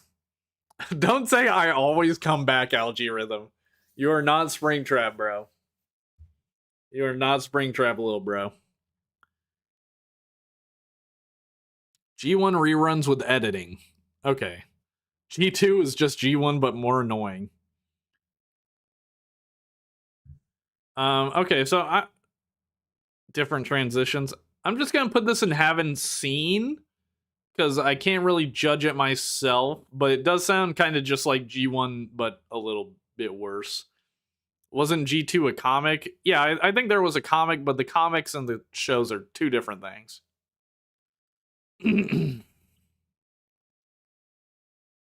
All right. And then I haven't seen this. I think this is Headmasters. Haven't seen anything about this. I have not seen Transformers Victory. I haven't seen Super God Master Force. I'm totally unread on the Japanese stuff. I'll say that much. Yo, Dare Denny. Real G's move in silence like lasagna. That is a classic bar. Thank you, bro. I appreciate that, man. Real G's do move in silence like lasagna. Okay, so after those guys, we should be talking Beast Wars, right? Beast Wars, I've watched a good amount. No, not a good amount. I've watched like half of season 1. I'm a fake fan. You guys are gonna learn I'm a fake freaking fan and I'm a fat fucking chud. And but Transformers Beast Wars, what do you guys think? What do you give a Beast Wars? Headmaster says heirs too. I think every single show has heirs to some degree. I want to know your thoughts on Beast Wars because I think it could be an S or an A based on what I've seen. I'm inclined to say A. And it's mostly because I haven't seen enough. I've seen like I want to say 20 episodes of season 1, but it's been a bit. But I feel like it probably is S tier, but I haven't seen enough. I've seen A tier. I've seen a show that's A tier. It's got animation I like. I don't mind the animation. I know a lot of people are like kind of haters on it because of the animation, but me personally, I really like the weirdness of it, I guess. I don't like Beast Wars. It's just not my thing. Fair enough. You couldn't get into Beast Wars?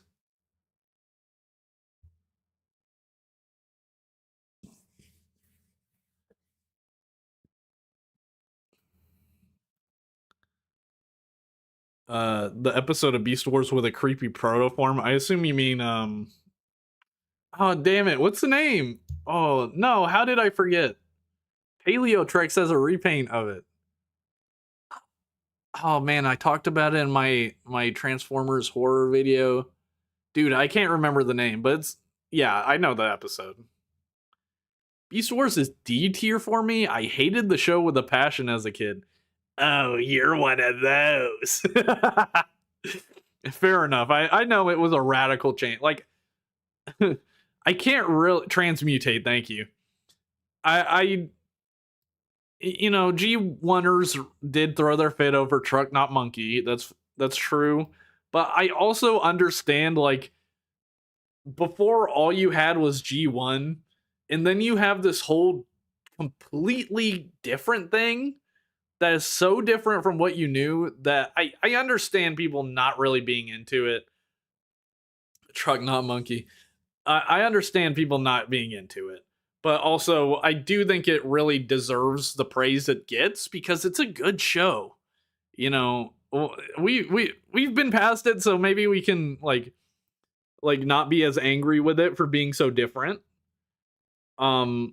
Because we've got all these other shows that follow a very similar formula to G1.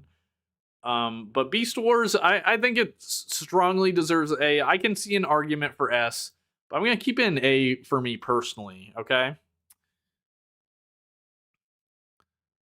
Beast Wars revived the franchise and got me into TF. Yeah, there's plenty of people that grew up directly with Beast Wars, and it was their G1 essentially.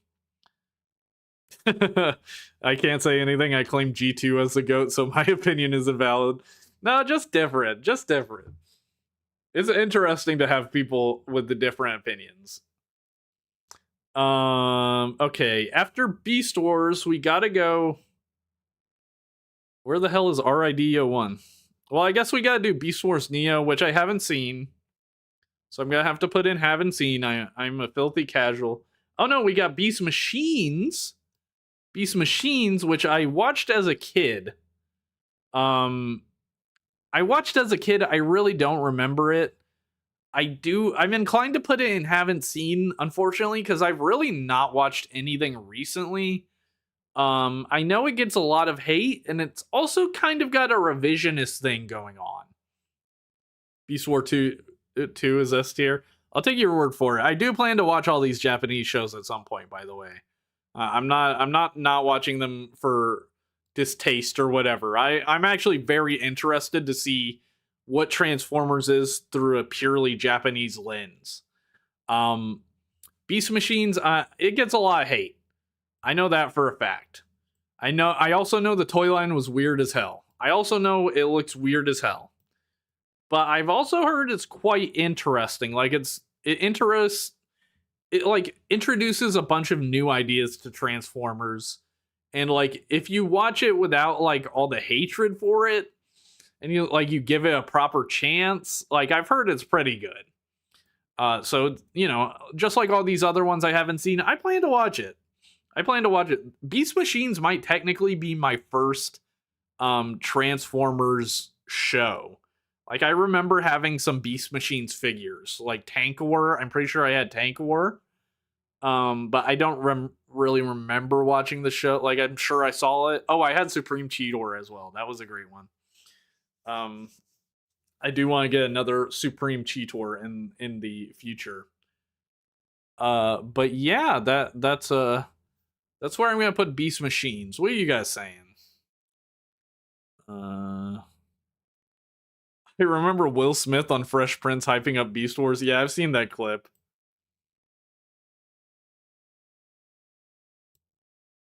I unfortunately grew up with the Rescue Bots. Unfortunately, I've heard it's good. No, we don't have Beast Machines. Beast Machines looks like if everyone in Beast Wars was transmutate. I wish Beast Machines did better. Yeah. Trans Tech was super interesting to me as a kid. I will probably remake this video at some point, but I made a video. It was like my second video after kind of blowing up on YouTube. And it's called Transformers That Never Got Made. And I talked about trans tech because I find as a kid, I learned about trans tech through like TF Wiki, and I found it endlessly fascinating. Like the designs, the concept, the prototype toys, of course. I thought it was all so cool.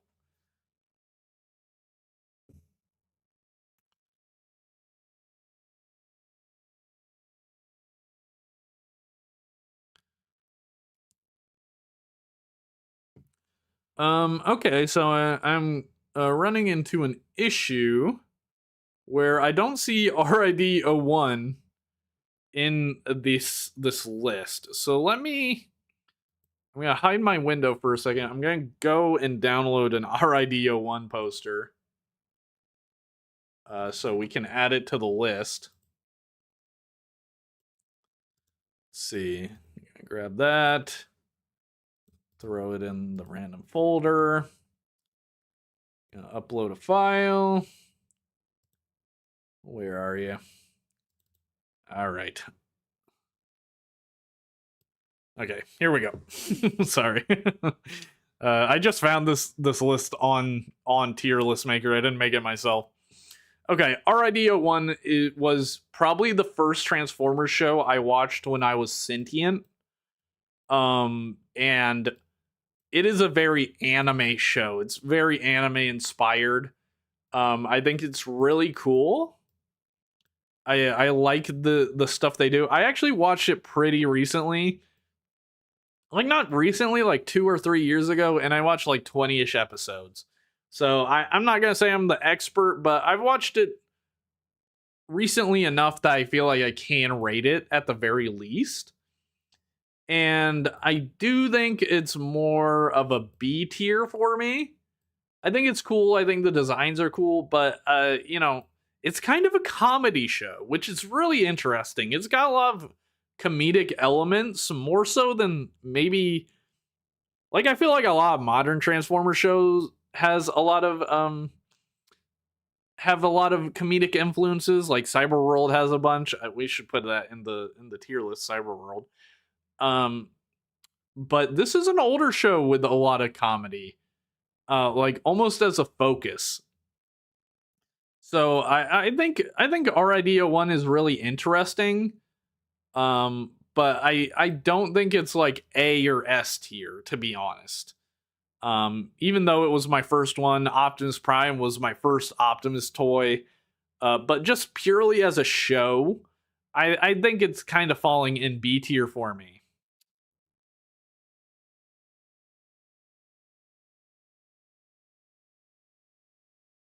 What's up, KR Brickbot? At Cyberworld, good call. Hello, Car Robots. Yeah, the Japanese version, Car Robots. I think watching it as Car Robots would probably be interesting as well. What do we got going on here? We're ranking every Transformer show that I can. I think RID 01 is silly. It is silly. It's totally silly. I don't think that's a wrong take.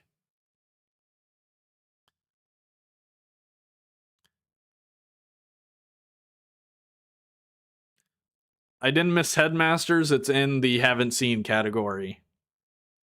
I'm off for real this time. Thanks for joining, man. I appreciate it.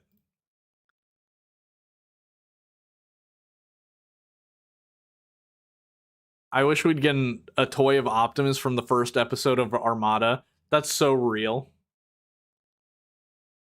That's so real. I would love that.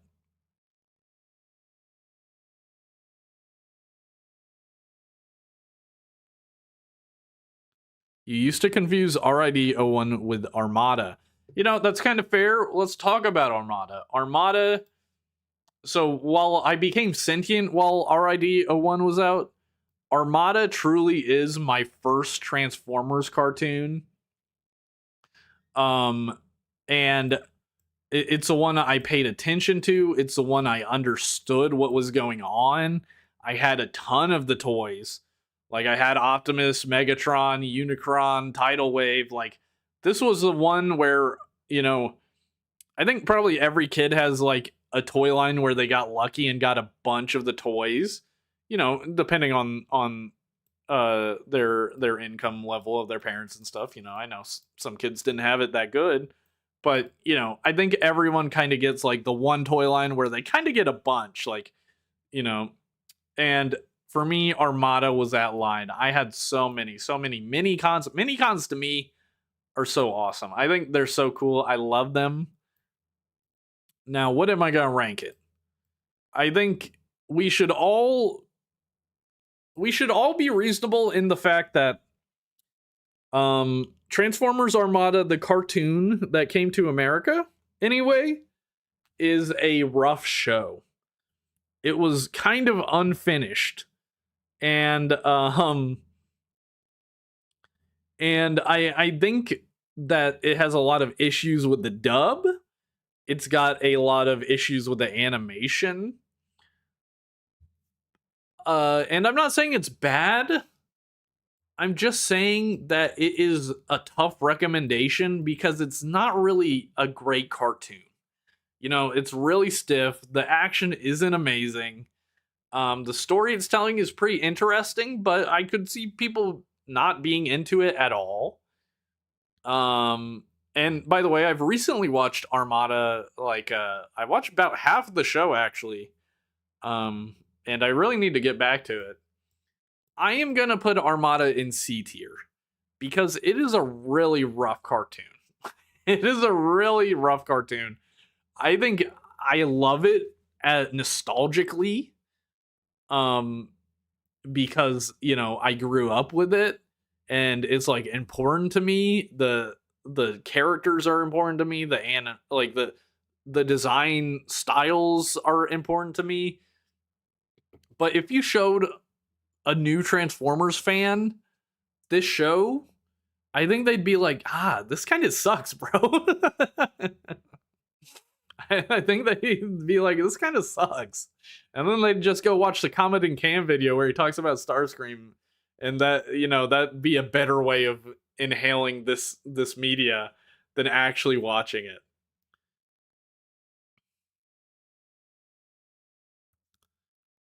Still waiting on Hasbro to make Armada, Demolisher, and Cyclonus. Yeah. Yeah, they really need to do that. It's crazy Sideways is getting a toy before them. Armada is the first TF thing for me. Don't work more for me, but I love the mini cons. Energon, yeah. Armada soft revived Transformers as a franchise and held it over until the movies came out. True. Starscream's arc really carries it. Starscream really does have an interesting character in the show. Truly, his relationship with Megatron is very interesting. Megatron is like abusive towards Starscream, and I know he always is, but like there's an episode where he like beats Starscream, and it's kind of like uncomfortable.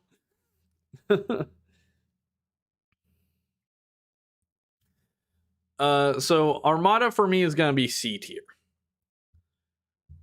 Its sequel, Transformers Energon.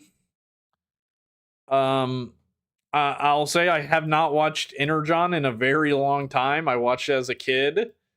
I thought it was kind of cool as a kid, but I didn't like that they had 3D Transformers. I like the 2D look of Armada, and I did not like that they changed to 3D.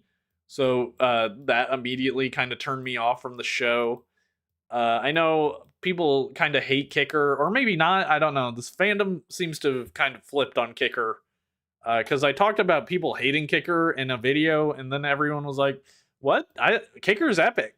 I love Kicker." It's like, oh, okay. Energon, I'm just gonna slap in the D tier, man. I don't think people like the dub is bad. The animation, it's got a vibe for sure. But but I'm just not. I don't think Energon is something you should show people if you want them to like Transformers. You know.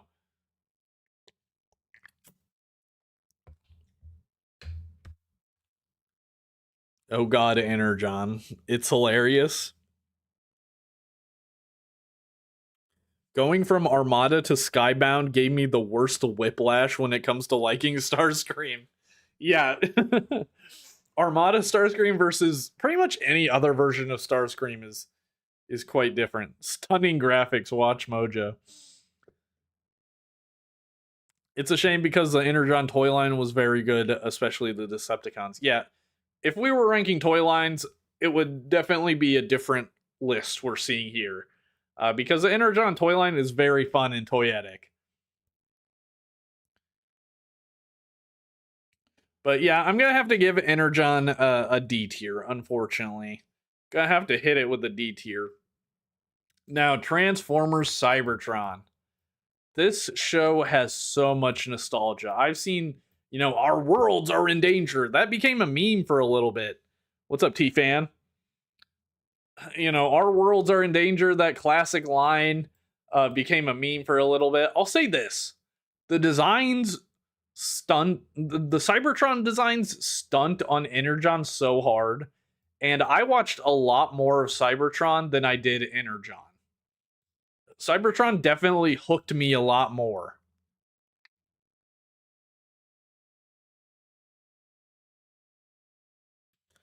Waxworld, what's up? I do know that Tobot ended. Yeah. Yeah, I've been following that a little bit, but mostly through KR Brickbot's videos. But yeah, I do know that Tobot is kind of Jover.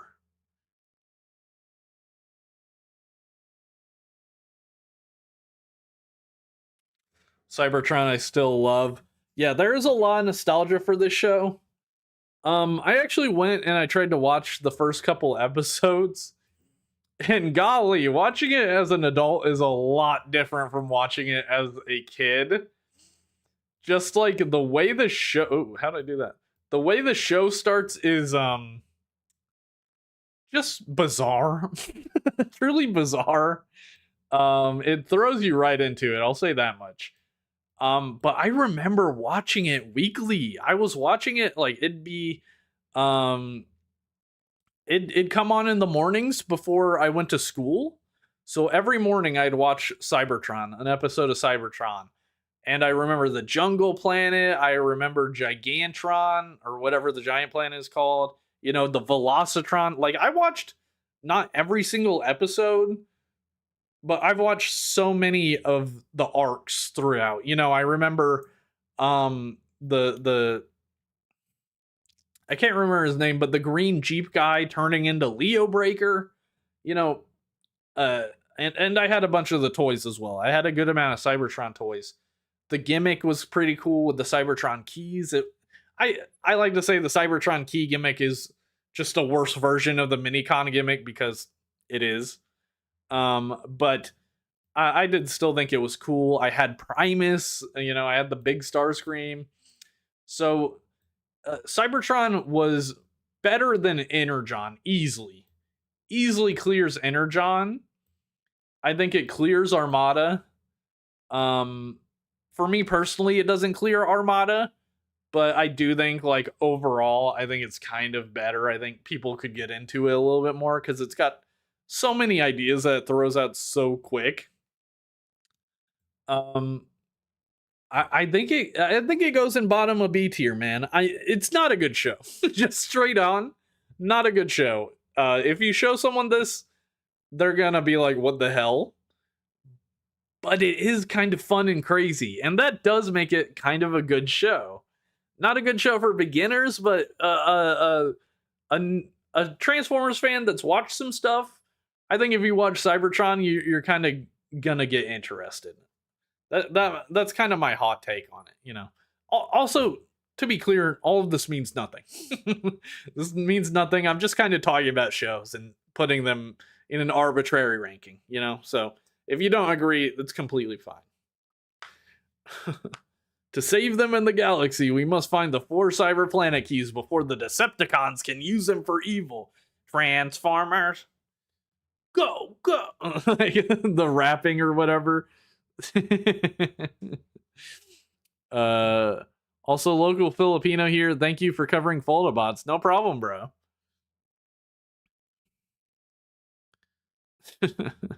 Oh yeah, I need to add Earth Spark as well. I will do that when we come to that bridge, cross that bridge. Cybertron Downshift is a goated toy. I had Vector Prime. It's funny. I went on a trip to Hawaii as a kid to live with a family member for a couple months, just as a little trip. I was young enough. And when I left, Energon was the toy, and it was a show. And when I went to Hawaii, I didn't really have cable, so I couldn't watch TV, and I didn't really look at Transformers because I was kind of into Batman Begins at that time. So I got Batman Begins toys instead of Transformers toys. Um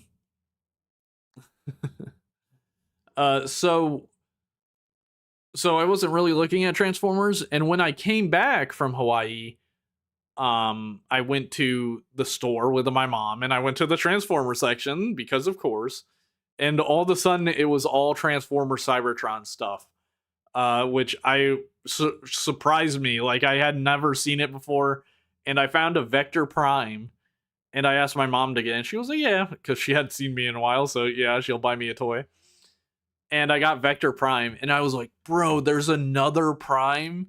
Like, is this guy Optimus Prime's dad or something, or like his son?"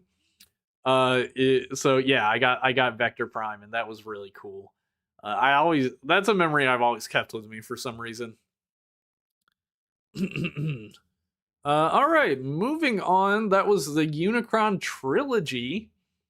I guess next would be animated, right? Unless I'm mistaken. I also need to take a bathroom break here in a second. Quick one.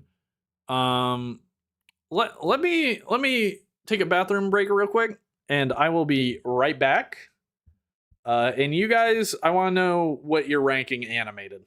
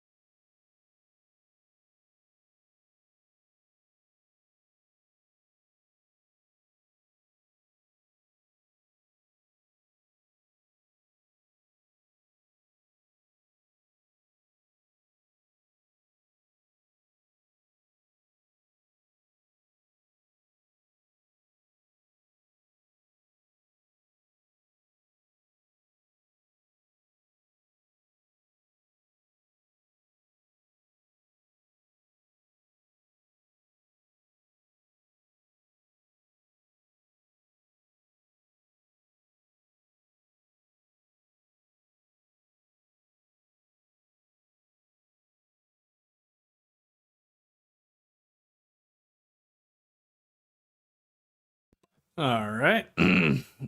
Sorry about that. I'm back. I've returned. What's up, Nemesis? The Autobots suck. Yeah. Transformers animated. If you watch my videos, you know I'm an animated glazer. It's easily gonna be S tier. It's like the ultimate, like, you know how Marvel did Ultimate Spider-Man and all that stuff in the early 2000s. I know they're doing it now, but the originals that took, the original concept and modernized it and gave it new ideas and new life. That is exactly what Transformers animated is to me. I absolutely love animated. I love the characters. I love the writing. The Decepticons are some of the coolest Decepticons in the whole franchise. I love Lugnut. I love the take on Blitzwing. The Dinobots are awesome. Sentinel Prime and Ultra Magnus, like that whole hierarchy of how the Autobots work is interesting. It's all awesome to me. So Transformers animated, easily S tier. Yeah, easily S tier, easily one of my favorite shows. It was cut short, but I think for what we got, the 3 seasons we got, I think it's really good. And yeah, though I do feel like season 3 was definitely rushed in a lot of ways. Derek J. Wyatt was an inspiration, my inspiration to become an artist. Yeah, I love I love seeing people do the DJW style art style. Yeah, rest in peace to the GOAT. So sad that he passed away. And I absolutely love what Kian Carlisle has been doing for Transformers Animated, the continuation comics he's been doing. They just announced a 4-part miniseries they're doing, which is really, really cool. It's going to be based on the Shattered Glass episodes that would have appeared. And yeah, I'm really looking forward to that. I got the Bumble Prime comic from TFCon last year.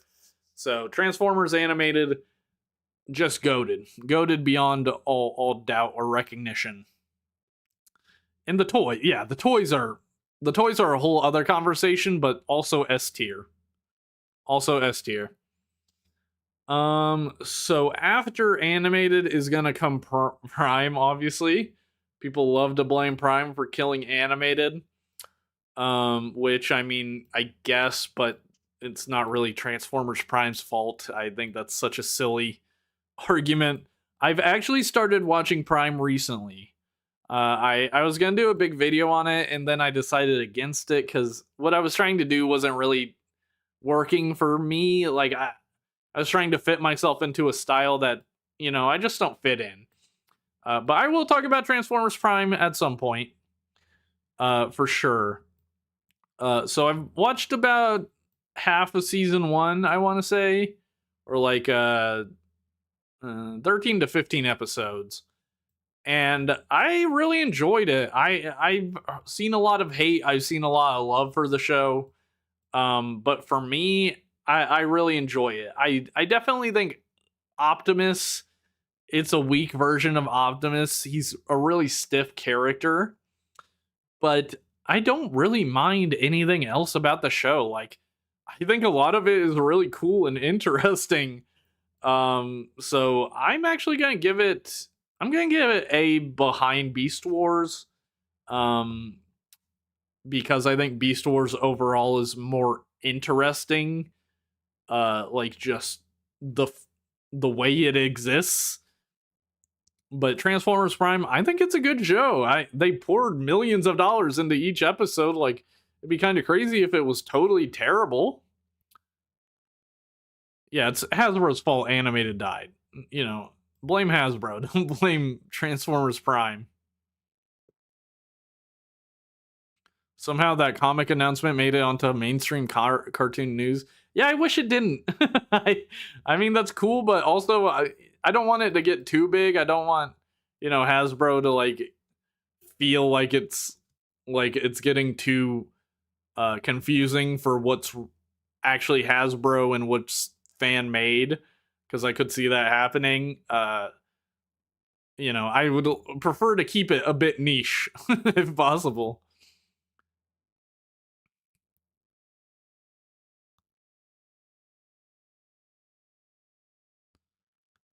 Prime is good, just not a fan of the stiff stoic acting. I think we got to an overrated phase perceiving it as safe edgy. I just binged Prime unintentionally. It rolls like butter. Yeah, TFP Soundwave is really cool.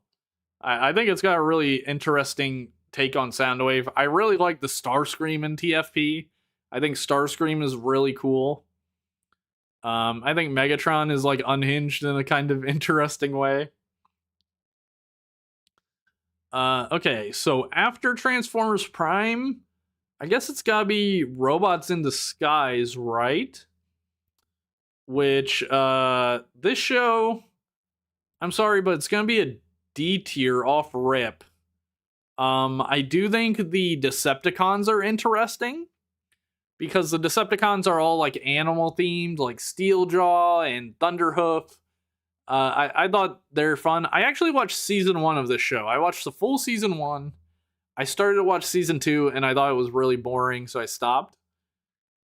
But RID 15, I really hate the animation style. That's my beef with the show, is I hate the animation style. I don't like how it looks. I don't like the gumminess of the animation. The like super thick line look. And it's not even the like animation. I think it's just the designs. I hate their designs. Something about them just rubs me the wrong way. I don't know if I can even describe it.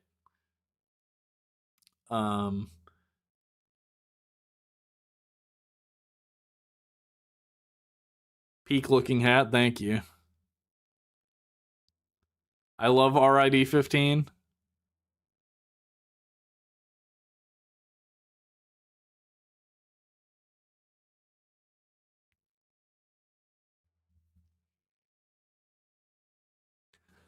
I watched 2 episodes of RID 15 and it was just like meh.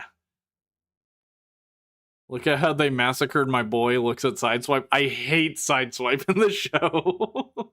I literally hate him. The only character I like is, I think Strong Arm is like a fine character design wise, and I like most of the Decepticons. They brought back Minicons, but they're ugly and weird, and I don't like them. So yeah, I'm sorry. RID 15, I just can't do it, man. I don't think it's like the worst thing ever, but it's a show I do not want to watch ever again. That's my take on RID 15. After that, so these Power of the Prime cartoons, I've never seen these. I've heard they're terrible. But I've actually just never seen them, so I can't rank them really. I know Matt Pat plays Perceptor or something like that, or Computron in one of these shows, which sounds hilarious. Would love to watch them someday for the lulz. But yeah, I've not seen these Combiner Wars cartoons. I will die on the hill of RID 15 being a decent show. Yeah, enjoy your hill, man. Enjoy the hill. I'm not gonna take it away from you. We gotta rank rescue bots. What's up, Daft Brothers? What's up, Zep? What's up, Zep Daft Brothers?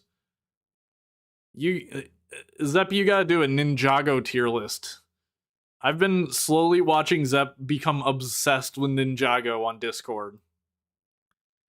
After I rank these other 2, I'll add some more. Pedro. Yeah, the Power of the Prime shows were made by Rooster Teeth. Or, yeah, maybe you're right, Machinima. I think Machinima makes these, and then Rooster Teeth made the Netflix shows. So this is gonna be unfortunate, y'all, but I have never seen Rescue Bots. Here's what I know about it. I know it's a kind of a kiddie show, you know, aimed more towards like little kids over like slightly less little kids. And I know people love it. I know there's a great fondness for Rescue Bots despite it being aimed more towards kids. But I've never seen it. I'm not saying I'll never watch it, but I just haven't seen it. So I can't rate it, unfortunately. It's on the list. I'll watch it someday in the future. Rescue Bot's unironically good for a kiddie show. Hello, Internet. Welcome to Game Theory.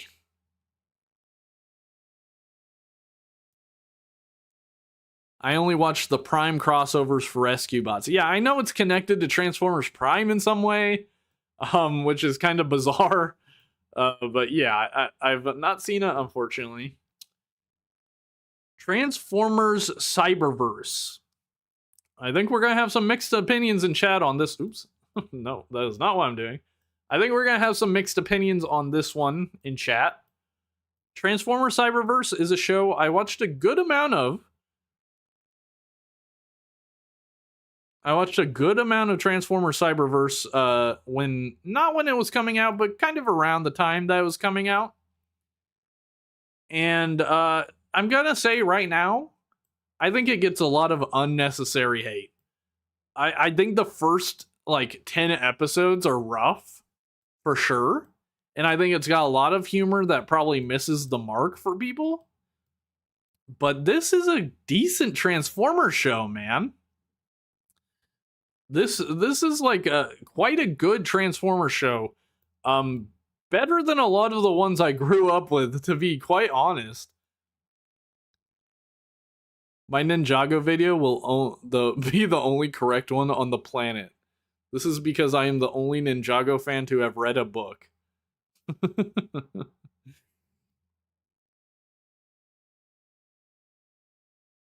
Never bothered with Cyberverse. Love Cyberverse. I believe it's a good entry point. Didn't Cyberverse get better after season 1? Yes, I honestly think it gets better after episode 10, I want to say. Because there's a long stretch of episodes where it's kind of Bumblebee running through the desert and he meets up with Windblade, and he can't talk, he's doing the radio thing. But I'll say from the point they fix his voice onward, pretty decent show, man. Like much better than one would think given its reputation.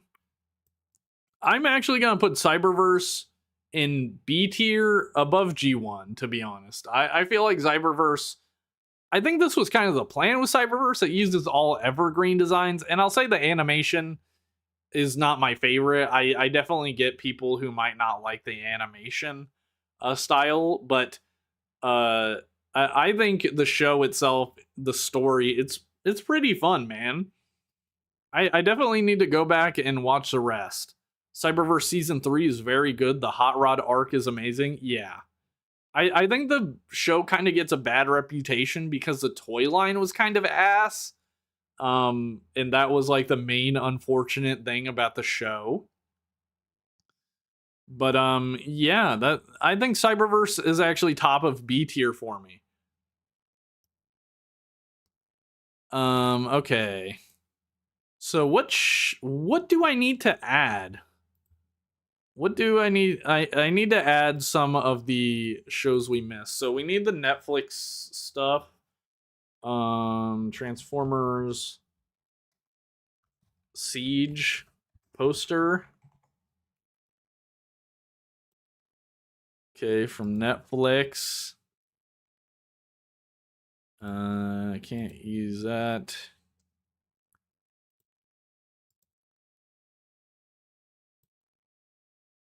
Okay. Does that work? So we're gonna get the Siege. We're gonna get Earthrise.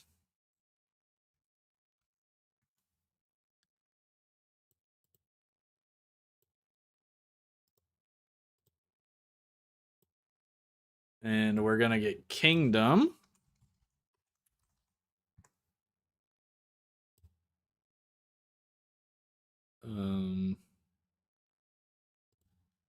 Netflix, please. Yeah, we'll do Cyberworld.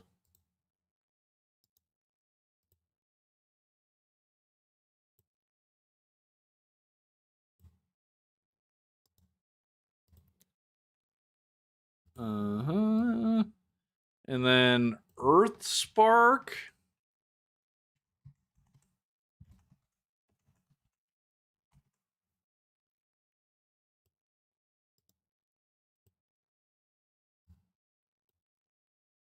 And then Cyberworld. Am I missing anything? I think that's it, right?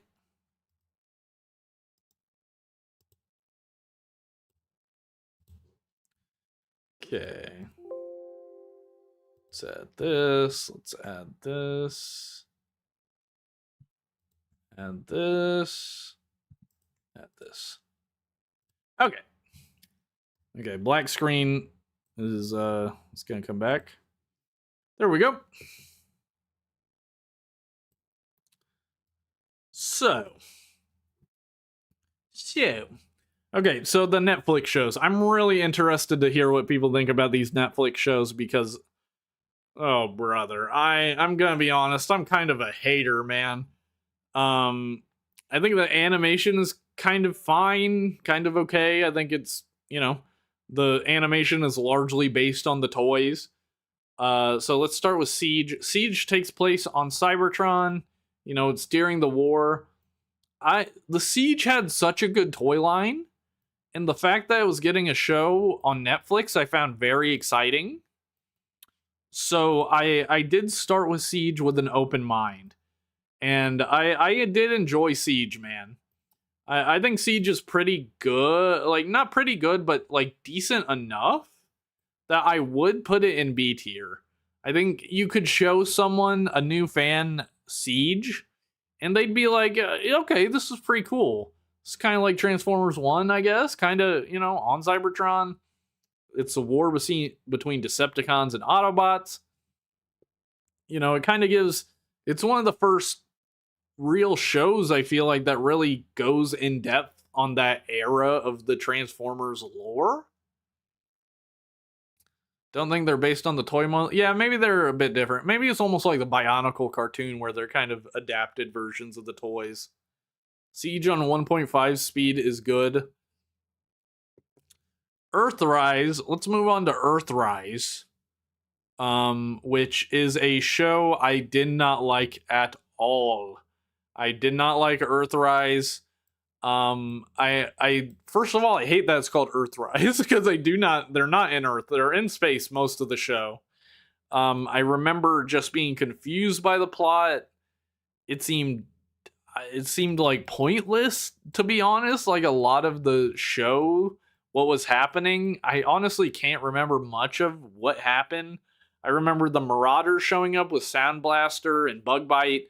Bug Bite was in it, so that was good.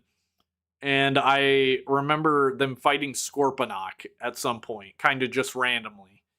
But I really don't remember much about this show, and I just did not enjoy it when I watched it. I watched it and I was like, damn, that sucked. So I'm gonna put it in D tier. Earthrise is getting a big fat D tier from me, okay?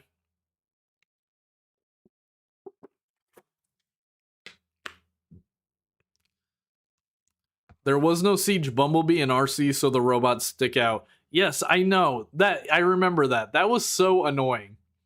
Because Bumblebee's robot mode looks like he doesn't even transform. I don't even know if he does transform in the show on screen at all. And I'll say this, Kingdom I thought was better. I thought it was like goofy and silly, but it did have like Beast Wars guys, which I thought was fun, like Beast Wars and G1 guys together in a cartoon. I think that's kind of a novel idea. Skylinks wanted to be Prime. Yeah, I kind of remember Skylinks, but not really. Kingdom, I thought it was bizarre for sure, but I did think it was really enjoyable. Not really enjoyable, but much more enjoyable than Earthrise was. So I'm gonna put it in C tier. Armada's gonna beat it a little bit thanks to nostalgia, but I'm gonna put Kingdom in C tier because I didn't think it was good, but I thought it was entertaining. Oh, I'm calling it Earth. I think I'm calling it Earth Spark. Sorry, damn it. I think I'm calling Earthrise Earth Spark, but I meant Earthrise. Whenever I said Earth Spark, I meant Earthrise.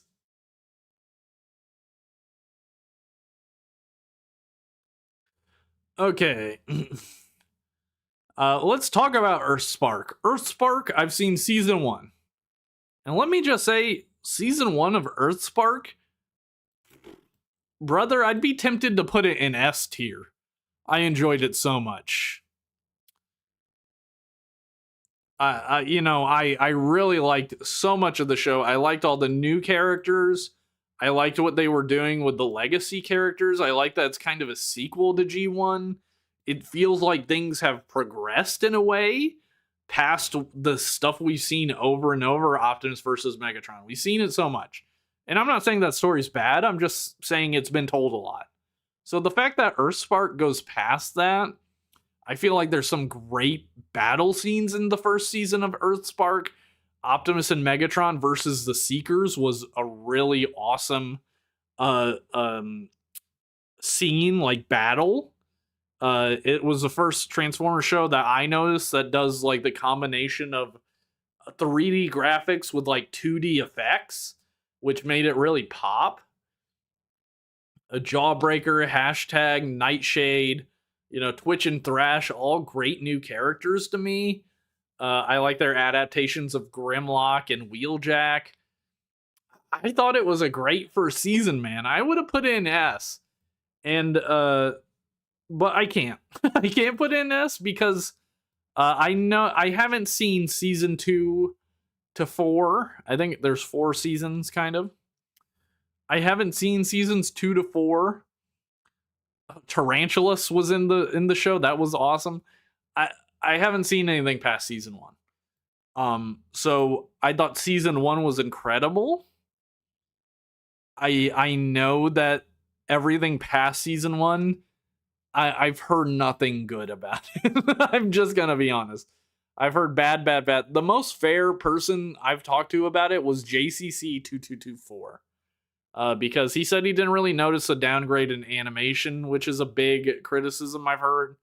But I've also heard a lot of criticisms about the story. Like, they have a lot of growth they do during season 1 that apparently gets reverted back a lot. I think Earthspark also had the issue of being on Paramount Plus. Nobody wants to buy that shit. Stop trying to make it a thing, Paramount. Nobody wants your subscription service. And I think that makes it like you're watching the show and you're like, damn, I paid for this when you're watching season 2 or whatever. And B, I think a lot of people just didn't watch it because of that. And then it's got this bad reputation for the later seasons. So, even if Earthspark season 2 through 4 aren't that bad, the people who bothered to watch it, hate it. So the variety of opinions I feel like is just like a little bit shallow. I'm really split on where to put Earthspark. Cause like I said, season 1 standalone, I might put that in S. I enjoyed it so much. But with all the bad stuff I've heard, I've not wanted to continue past season 1 with everything bad I've heard. So, man, I'm split. I'm split on it, man. I think I will put it at the top of B for now. If I ever do one of these again after watching the rest of the show, it might be lower, it might be higher. I might say, honestly, guys, I don't think it's that bad. That might be my opinion. I don't know. I've not seen it. But I'm gonna put it at the top of B tier for now because season 1 was so peak, bro. I loved it. I absolutely loved it. Transformers Cyberworld, the most recent cartoon. It's on YouTube. If you want to watch it, you can watch it for free on YouTube. 5-minute episodes, very different from what we're used to as a Transformers cartoon. Very different. I gotta say, having watched all the episodes, I actually kind of loved it, man. I think it's really fun for what it is. I don't think it's like peak, but I think with the 5-minute time limit they've been given, they've been able to tell a pretty interesting and cool story. More so than I would have thought based on the description we read, where it's like, yeah, there's a new Transformers show, 36 episodes, 5 minutes each, going on YouTube. You read that and you're like, bro, that sounds bad. That sounds bad. That sounds like it'll be dog shit. But it's not. It's really enjoyable, man. The first few episodes are kind of weak, but the more you get into it, the better it gets. I think I've got to put it in A tier. I'm not gonna put it above Prime or Beast Wars. I think that's stepping a little too far. But I think it's an A tier for me. I'm actually excited to watch new episodes, which I would have never expected before actually watching the show. So that was a hugely pleasant surprise about Transformers Cyberworld. And this is my tier list of, I think, most, if not all, the Transformers shows. So we're going to go from the bottom to the top. I haven't seen G2, Headmasters, Victory, Super God Master Force, Beast Wars 2 or Neo. I haven't seen Beast Machines. I haven't watched any of the Machinima shows, and I haven't seen Rescue Bots. In D tier, I put Transformers Energon, Transformers Robots in Disguise 2015, and Transformers Earthrise. In C tier, we have Transformers Armada and Transformers Kingdom. In B tier, we have Transformers Earthspark, Transformers Cyberworld, Transformers Cyberverse, Transformers Generation 1, Transformers RIDO1, Transformers Cybertron, and Transformers Siege. In the A tier, we've got Beast Wars, Transformers Prime, and Transformers Cyberworld. And then finally, in the S tier, we have Transformers Animated. So that's going to be my tier list for this stream. I'm happy with it. I'm sure tons of people are going to disagree. I'm probably going to upload this to my second channel. So we'll see what people think of my picks here. They might think I'm just truly one of the dumbest fans alive.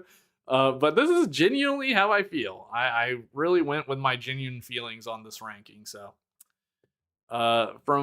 with all that said, what do you expect from the upcoming Skybound series? I am really hopeful, man. I think the blueprint that Skybound Transformers has given them for a show is incredible. The issue I really see happening is them trying to fit Void Rivals, G.I. Joe, and Transformers all into one show. The good thing is, I think there's so much content from the comics already that they could easily put together a season 1. But I think the way they integrate them into each other needs to be more close. Like, they're all separate comic books, so you can all read them separately, right? But when you're watching a show, you don't necessarily want to switch from G.I. Joe to the Transformers storyline to the Void Rival storyline. Like it would feel really disconnected. I mean, Game of Thrones kind of does that with their storylines. But I don't know. I feel like you need to integrate G.I. Joe into the Transformers storyline. I feel like you could easily do that because Starscream kills Duke's friend, and then you can have Duke form the G.I. Joe, and then they get more involved with the story of what happens in the first 12 or 24 issues of Skybound. Um, that's my biggest take on it. Because I feel like if they do it all disjointed, it's just not gonna work as well. I think they could very easily integrate GI Joe's what's happening in their story with the Transformer stuff. There's a Skybound show coming out. Yeah, there is one in production. Not a super big surprise because Robert Kirkman is in charge of it. Robert Kirkman has done The Walking Dead, Invincible. So he's really versed in the realm of turning a comic book into a show. So I have high hopes. I think they will adapt it faithfully and well. Just look at Invincible. I think Invincible, from what I know about the comic book, is a good adaptation. So I think they will do the same for Transformers. Yeah, they should add My Little Pony. I mean, if you've not read the most recent issues, they have added Mask into the mix, which is something I'm very excited about because I love Mask. And getting to see Miles Mayhem is really cool. And they're talking about Matt Tracker, so I think Matt Tracker is actually going to show up in the GI Joe comic book. So I'm looking forward to the cartoon. I really am. Okay, y'all. So that was most of the content I had planned out for the stream. I do want to end it off on watching a scary video together. This is by a guy called Bizarre Bub. I thought it would just be fun to get a little bit scared together. I don't know. I love scary videos. I love watching videos on scary video games, on what are they called? Analog horror stuff. I'm a big fan of that. So I thought it'd be fun to watch a scary video together if y'all are down for that.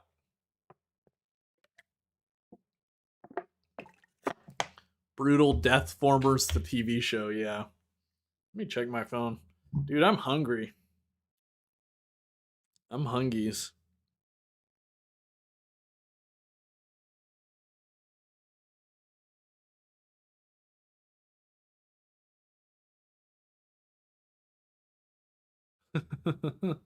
Shiver me timbers. Okay, I'm out. What, you scared? You scared? Don't worry, I'm right here with you guys. Don't worry, it won't get too scary. All right, Quinn, thanks for hanging out. Calling Talking Tom at 3 a.m. That's a little bit too scary for me. I'm at home by myself, so what better time to do that than now? Don't even sweat it, Vindicator. I've seen these videos before. Most of the time I'm watching it, I'm like, this is fake. It never gets too scary. But this is by Bizarre Bub. Shout outs. We're gonna go ahead and react to this super scary freaking video.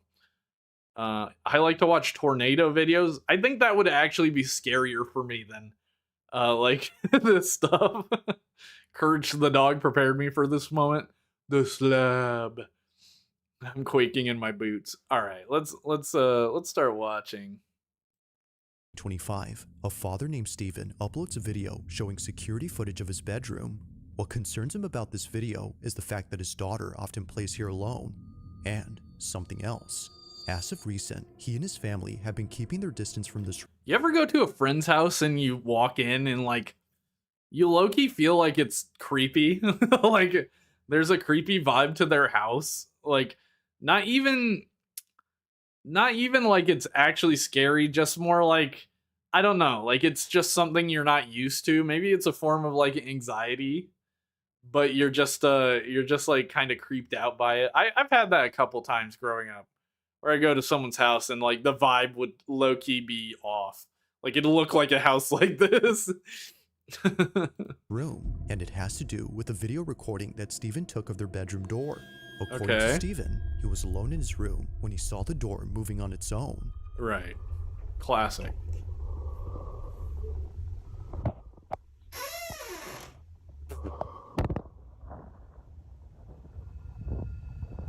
Dude, I'm sorry, but like moving door is not scary to me. Like I can justify that in my head instantly.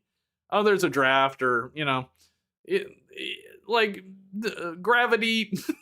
The world unknown to me is operating, and I don't understand everything about physics. Like that guy, like I can justify it instantly. Also, this feels mega easy to fake. Like there could easily be a wire photoshopped out of this. The door is too loose, bruh. Fix it right. Like must have been the wind, right?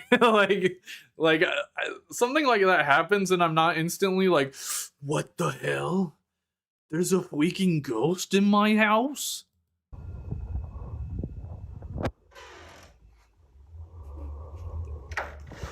Okay. Dude bolted out of there. Okay, I don't know how I explain that one. Yep, just recording for no reason. Right, yeah. Why were you recording your door, by the way? The entire door wasn't even in frame. It's the tornado winds opening it. Uh, Obviously that was wild, but dude, it's gotta be fake, man. It's just gotta be fake. Like, I'm sorry, I can't go into one of these videos expecting it to be real, because obviously someone had a string tied to the door, right, and then another string tied to the inside, because it's opening and closing. It is easy to fake. That's the thing. It's like so easy to fake. And the fact that he just keeps on the door, like logically I understand that because the door's being weird, right? But if I'm trying to prove that something freaky is happening, boo, don't scare me like that. If I'm trying to like prove something freaky is happening, I'm gonna scan the room and be like, guys, this is not fake. Something weird is going on right now. And just to prove that like whatever's happening is totally real. That's what I'm doing if I'm filming a scary video like this. In stuttering movements, the door opens and halts by itself before suddenly... No, this was a win for sure. But just before it closes, the lights go out. Now what makes this really unsettling is that we don't just hear the lights going off, but eerily, we see it too. I love the way this guy talks. It's the sudden flip of the switch followed by the closing door that makes Steven think this wasn't some random incident caused by a draft or anything like that, but rather by something else. If no one by the doorway had flipped the switch, then what did? Now after watching this video, one can see why Steven doesn't like being alone here. However, this wouldn't be the only footage to convince many that something weird is going on with this bedroom. Okay, more footage. More footage. Jake, you have so little faith and no one's ever lied on the internet. Jake, Freddy Fazbear is behind you? Yeah, right.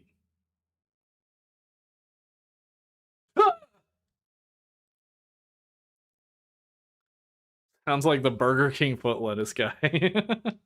Yeah, definitely has an interesting voice. Like, there's no way he talks like this like normal, right? Like, I respect a person that does like a kind of a strange voice for their videos.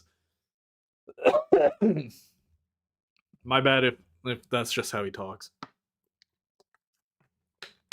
Most fake thing I've seen. All right, let's see.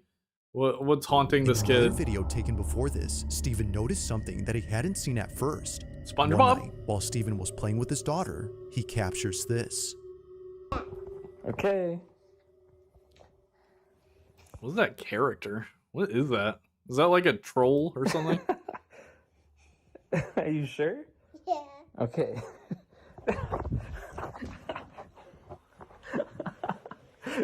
That one hurt. Okay, you want me to... Imagine she like gets picked up and flown, like thrown across the room. It's like, all right, is this fake, motherfuckers? Make buckets now. Yeah. Let's do it. I'm gonna catch it. Oh, you want to catch it and then put it? Okay. Okay. Oh, that was kind of creepy. That was kind of creepy, but also, come on, man, it's a wire. Like you're literally, that's obviously a wire moving.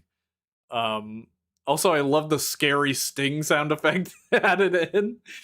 Probably by Bizarre Bub here. I doubt it's in the original video. But that's a good like creepy moment, but also I don't think it's I don't buy it, man. Yeah. Yeah. I'm gonna catch it. Oh, you want to catch it and then put it? Okay. Okay. Oh. Yeah, like the idea of like a creepy ghost like opening your window. Yeah. Like I get it. Steven didn't notice it at That's first, kinda but for cool a and split creepy, second, but one of the slats I don't buy opens it up as a before real thing closing that happened. immediately. Only a single slat raises up momentarily, just enough to suggest that someone was peeking Ooh, through. he but that does. would- He does have the alternate angle, but we don't have the other corner of the room angle, and I don't know. I feel like if you're from the other corner of the room, you got a string attached, you go like that, and it'll open. I think like I just did the trigonometry on that, and I figured it out.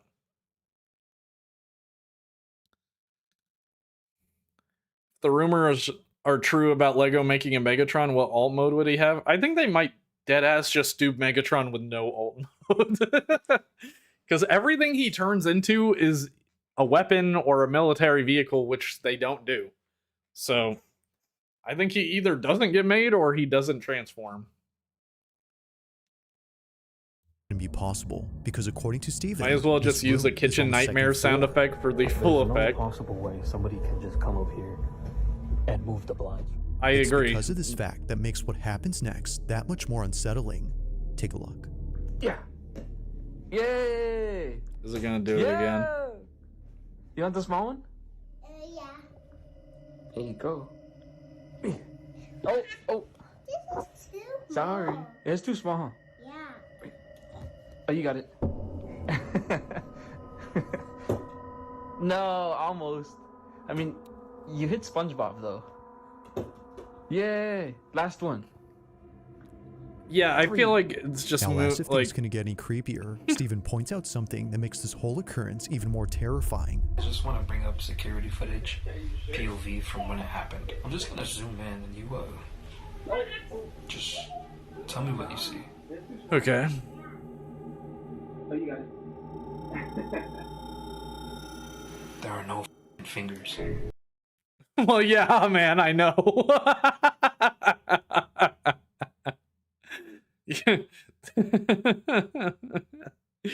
There's no finger. Yeah, I saw. I realized that. There are no fingers in the middle of this. Nobody's moving the blinds. It's already strange enough that the room is on the second floor. There's someone Not in the sure what corner exactly doing was it. at the window There's just or no what had other switched off way. the lights in his most recent video. Steven can't help but think that something paranormal had taken place. Both he and his family continue to share stories of creepy experiences they've had in this room. Shadow but plushie so spotted. far, no new footage of anything strange has been captured, like most videos. Also, I love This the one remains a butterfly mystery. sticker on the security camera blocking the like bottom part. Like, could you not place that a little better? All right, that one not spooky. I'm not scared. The guy was faking it. It's just like completely obvious. A little bit of a good spook with the window thing. Like conceptually, I like that, but I This don't buy next it. video comes from a restaurant that's based in Arizona, where apparently something strange was caught on camera inside its storage room. One night, as employees were serving up customers in the front, something downright creepy occurred in the back. It was only after Cameron, a staff member at the eatery, saw the footage and showed everyone else that less workers started coming to this area. The following is what they saw. I was doing the till this morning. Ooh, you know what? When I worked at an office, I went to Jake, I'm scared. You cannot be that scared by this. When I worked at an office, so we had a bathroom close to our office. It's a big building, with a bunch of different little offices inside. When I lived there, when I worked there, there was a bathroom near our office where I worked, and it was easy to get to. You just run over and go there. But it had like an issue, and they needed to fix the bathroom, so it was closed off for a few weeks. And so I had to go like out of my office, outside, go all the way down to a different part of the building, go back in, and then go into this other bathroom. And the vibes in that bathroom were always so creepy to me. Like, so, like, ugh. And there was one time I was sitting in the bathroom and I was just, you know, on my phone or whatever, doing my thing. And one of the bathroom stall doors, like, shook. Like, it shook. And I know what I just said about, it's a wind. I can, you know, I can logic my way out of any fear. I could not logic my way out of any fear in that instance. I was terrified. I was like, you know, got up, did what I needed to do, washed my hands, and I was out of there, bro. I wasn't too scared not to wash my hands, but I was pretty freaked out by it, and I did not go back there for a couple days. But yeah, that was like, I have no ghost stories. I don't believe in ghosts particularly. But that was like probably the closest thing I have to like a ghost story. Oh, what? Right there. No, wait, it gets better. It gets better. That's not it. It gets better. Look up here. What is that? Right there. Oh! Yeah. What? Serious, bro? Yeah. Remember the bar this morning, Susie? Yes. I showed you that demon rabbit from hell. No, wait. Look. What? Is that a face right there, guys? No, look. Oh my God! It's literally. Watch it. Put your eyes on it. I mean, kind of. This again could be like, this could just be a bunch of coworkers messing around on a slow day. I think it's pretty Earthquake. On the surface of this fridge, a face can be seen. And what's creepier is that it doesn't just stay in place, but also moves around. Almost as if knowing it's being watched, it turns its head towards the camera as if to say, "I see you."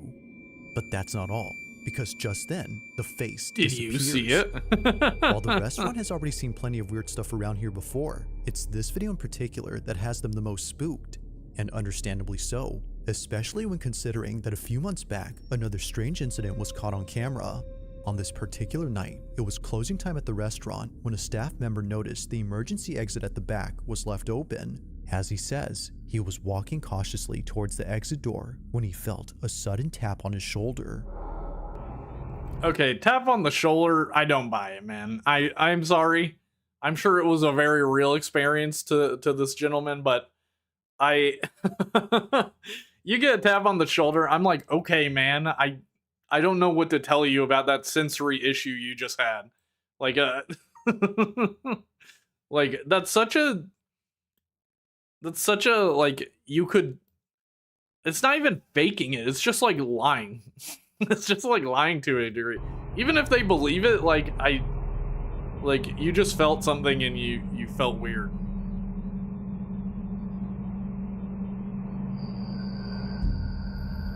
And, like, you're working in an area which we've already established that most of the employees think is, like, haunted for some reason. Or at least that's the story. So, of course you're gonna be inclined to, like, freak yourself out. Might have been a rat.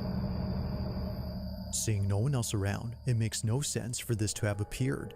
To the worker, this had to be the thing, or perhaps the hand that touched his shoulder. The quality of the footage makes it hard to tell, but there's no denying that something appears close to his neck before it goes away. Interesting. Whatever it was, he Okay. felt it. Now the employees who've seen this I don't know what to say about that. I mean, Cameron, who shared this video, thinks there's no other explanation except for the restaurant being haunted. There have been more than a few times where something unexplainable occurred here, but despite these two videos and all the others, it's the following footage he shares that I think is perhaps the even freakiest. more footage. It was late at night when a staff member began to record the fridge inside the storage room. According to him, he thought he saw someone's reflection in the fridge, as if somebody was standing just This out of fridge view. really is But haunted, what's odd bro. is that no Bro one got was the in the haunted back. fridge. Take a look.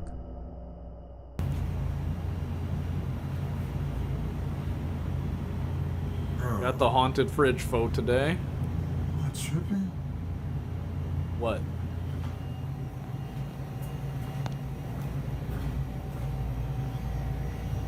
What the hell is that? What?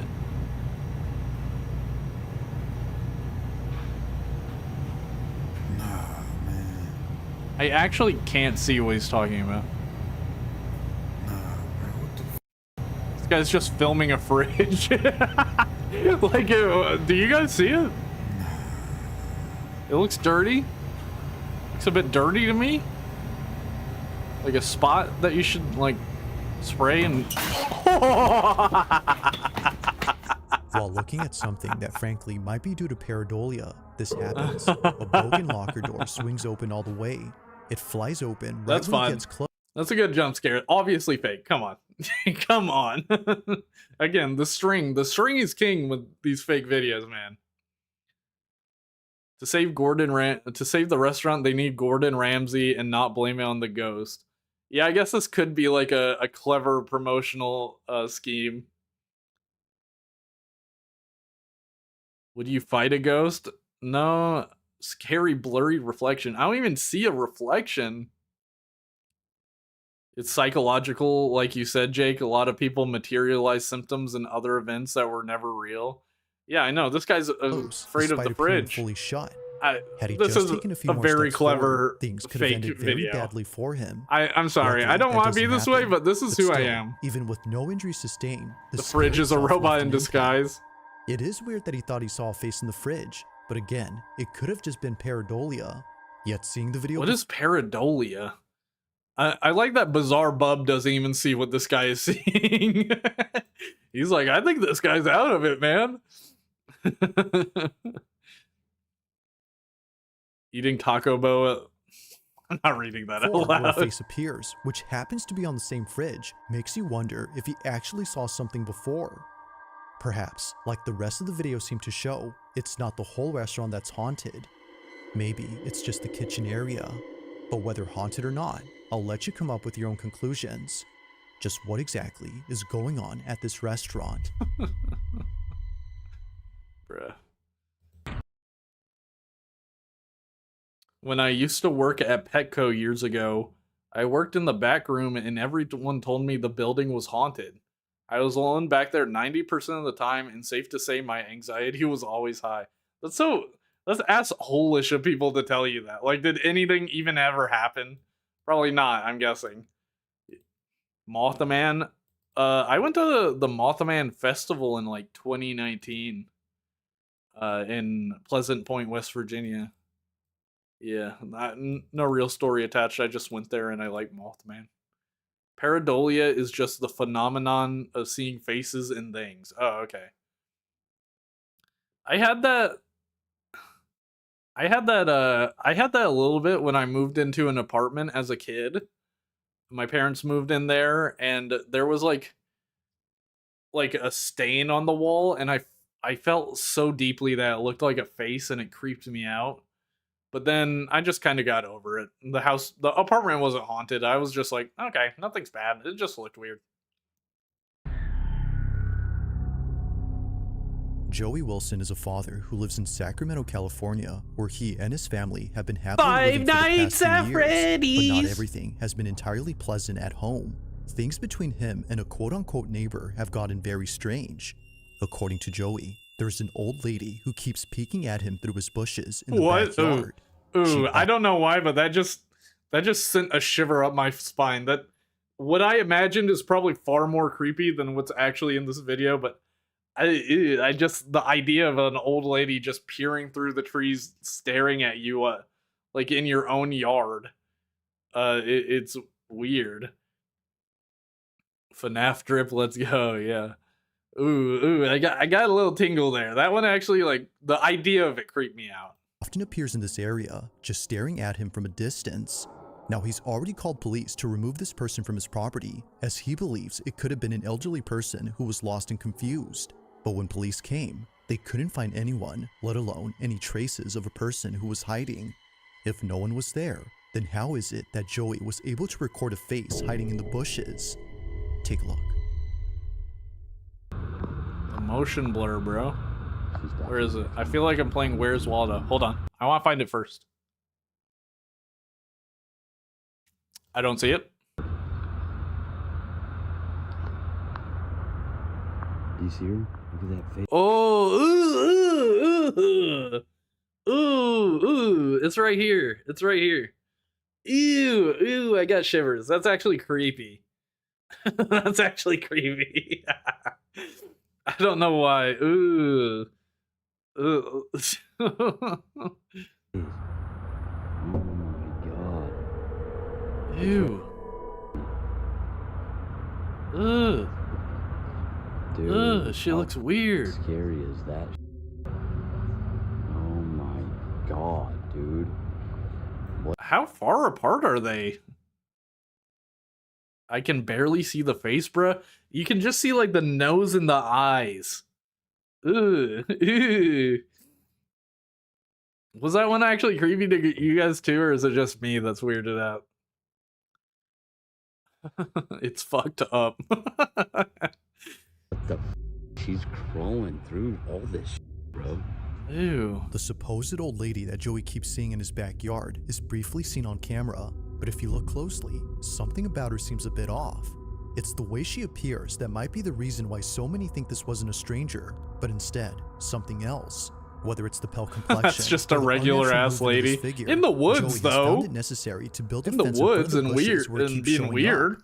But Like, even why with you in the the woods, barrier bro? set up, the visitations haven't stopped because recently, in a photo that Joey snapped, what looks like an arm can be seen resting on a branch where the old lady was spotted. Now apparently, some say that a face can also be seen here, but personally, I don't really see anything else. While it could just be a case of pareidolia, there's no way that the same can be said about This man loves video. bringing up pareidolia. Clearly, something is moving, and as Joey and many others That is stated, not pareidolia. That is a damn ass person in those woods.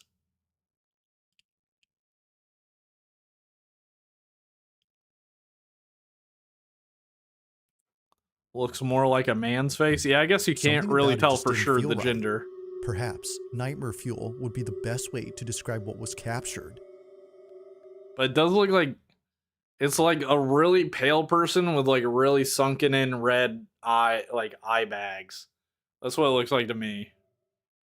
Yeah, okay, that one was a good one, man. Kind of a good one.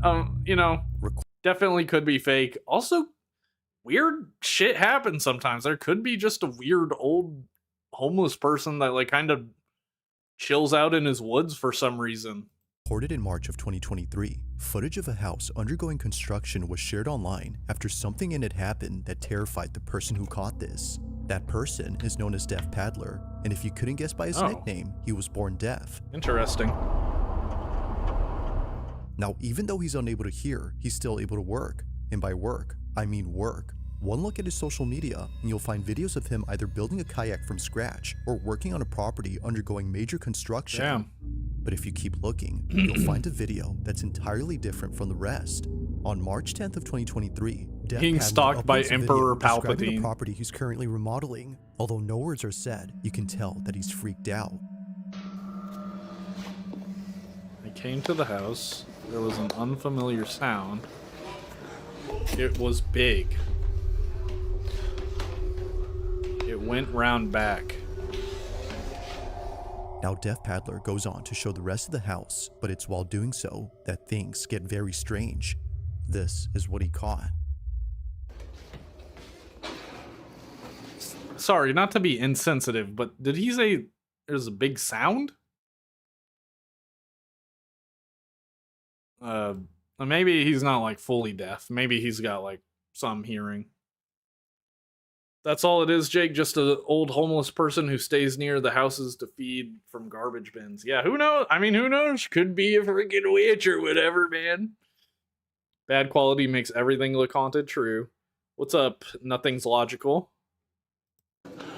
We're watching scary videos. It was big and creepy, and it felt creepy and weird all around.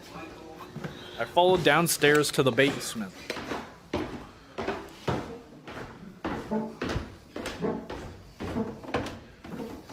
The idea of a deaf person recording a like scary video is kind of interesting because like sounds could be happening that they might necessarily not be hearing, which is you know, if you were doing he could have felt vibrations. True. It could be like an interesting like conceptual movie thing or something. I have deaf people in my college class. Deaf people are all around. People just like you and I, obviously.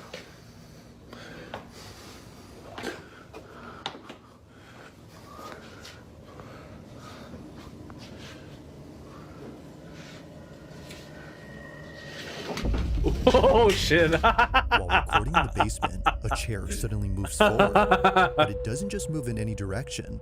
Rather, it slides towards Deaf Paddler, who promptly rushes out in a panic frenzy.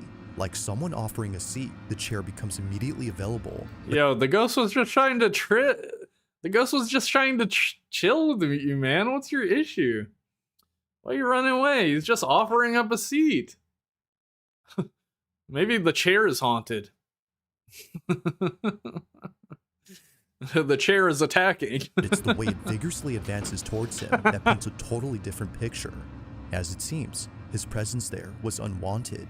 From working on this house that was built in 1949 to seeing this, it's no mystery why Deaf Paddler is convinced that something supernatural had taken place here. Prop hunt be like.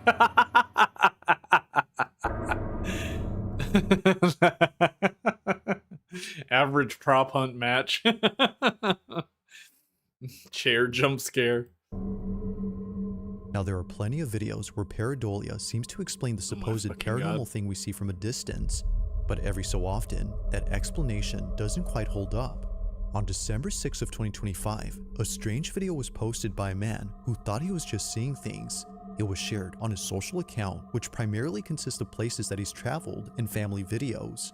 This clip, however, is neither of those. Molina says that he took this video way back when he was waiting inside a hospital. As he was waiting, he heard a Dude, the best videos in these compilation videos are always the like guy working in a building at night alone. loud noise come from outside. He thought it came from the car that was parked out front, so he takes a closer look and notices something in the passenger seat. But that's strange, because as it seems, this vehicle has been abandoned for quite some time. Watch closely. Estamos en este momento en el microhospital, escuchamos un golpe. Apparently in the Metro Hospital, heard a loud noise. Y nos dimos vuelta porque dijimos, bueno, ¿quién está entrando? Cuestión de que no hay nadie atrás nuestro. No one there. Kind of looks like someone's there in the window, yeah. I see that. Qué mierda, Kind of creepy looking. Kind of looks like he's smiling or something. Yeah. Creepy looking face, not gonna lie. Lo peor de todo es que se mueve adentro del auto y no hay nadie. O sea, ahora vamos a ir a He loves to say pareidolia. Pero parece como si fuese un reflejo. Oh, it just moved. It's moving. La puta madre. He said, oh, fuck. Am I okay? No, I'm freaked out. I'm terrified.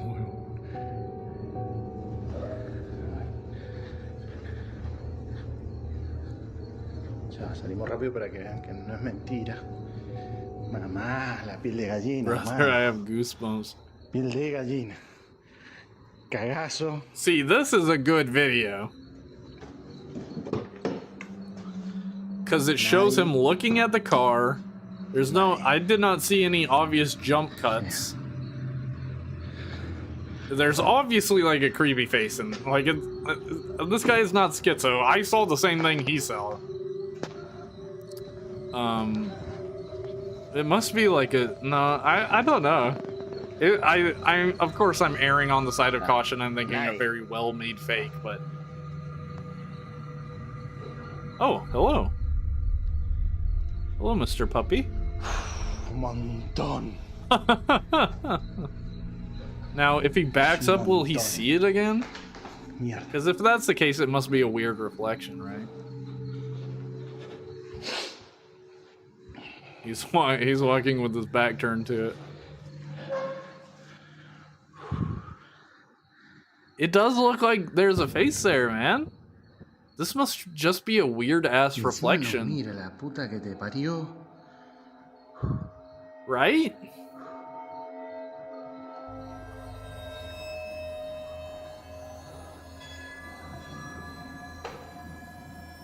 What the hell am I watching? I'm watching a spooky video.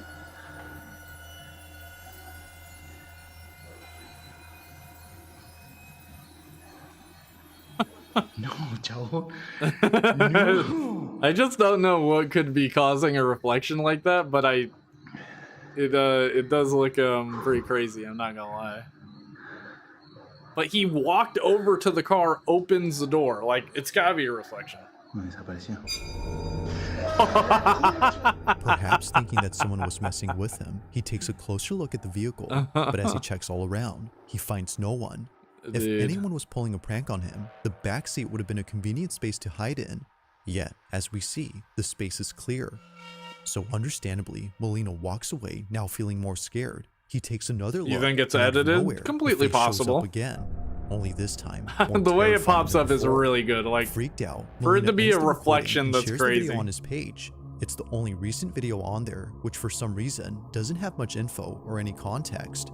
But with or without it, this video is still pretty creepy. As with all videos, yeah, let me know creepy your thoughts on face this one. that pops up. Not bad, not a bad creepy video. If you caught something creepy on camera, or if there's any ghost videos you'd like me to check out, and Y'all got any ghost videos? That dog is a paid actor. videos444@gmail.com. That's an awesome That being email. said, let's get back to the video. In the following video, a man named May Rosette moves into a new apartment, unaware that his first night staying there would be a terrifying experience. In July of 2023, Rosette makes a video after multiple nights of seeing and hearing things in his new place. It's become so frequent that he felt the need to document what was happening. Maybe, as he believes, people would offer advice on how to stop the strange activity if they saw it. So, he begins to record. Okay, so this is my apartment. Guys, so I moved here in around July, and at least I think around, it was like last week I moved in. Okay. And half of his face, but it looked like white ghostly. I don't know what it is, but very weird. It was very weird. But Talks then all of a about the sudden, time he saw a shadow figure. It's just crazy. Okay. Oh snap! What the heck? We rounded back What to the the doors opening by themselves. What the heck? Hello? What the heck is going on here, man? What the heck? Y'all see that? I saw it. That thing drove by itself, and there's no wind drag or nothing. Look at the fan. Look at that fan. Okay. Fan working. What the heck? Y'all saw that, right? Yeah, This I saw is what it. I'm talking about. It's doing it by itself. Nobody in there. The freak is Very wrong with this? charismatic main character here. And to me, now, sometimes, I ain't gonna lie, but the hair ain't on, and it usually come on. But goodness gracious, that was just weird. But this is what I'm talking about. Just new house jitters. And then 2 days ago, I decided, because I didn't get no videos from last week. While talking about previous experiences, his door abruptly opens. There must be and this something happens while creepy in this talking about a video figure that he saw in the for corner this of to his be the room. final one. It cannot Whether just be door coincidence or antics not, again. he was Okay, still what the hell are you as there putting was that no way image that his in? door could have opened unless there Yo, was a I love your draft vids. caused Thank by you, a Big ceiling Back. fan. But as he shows us, it's off. Big Back. While it could be the case that he actually caught something paranormal, it's still not strong enough to support his claims that his place is extremely haunted as he says it is. But one night, he captures this. After setting up a camera pointing at his hallway, Rosette records something overnight that completely shakes him up. Suffice to say, staying here was no longer an option for him. Take a look. Okay. I'm actually scared. This is a good setup for a fucking jump scare. I'm scared.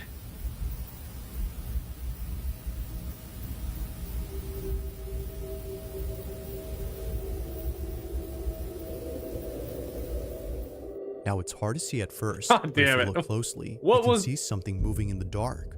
It appears on the right side of the apartment, almost as a white speck. It's there, but then moments it's like later, a it's head not. peeking Here's over. a side-by-side comparison. Looks like to a see the hand and a difference. bit of a Looking head at a both little bit. images, it seems that someone or something had been inside Rosette's You should make your place. own photobot. To him, this was the shadow figure that kept showing up at night, especially near his room. Withered And now Foxy he's caught it jumps on out. camera. But unfortunately, not many people have seen this video, which perhaps is the reason why he hasn't continued to post or share any updates on the situation. It's been 2 years now, and these 2 videos are the only footage on his account. Dude, I think something might have happened to him.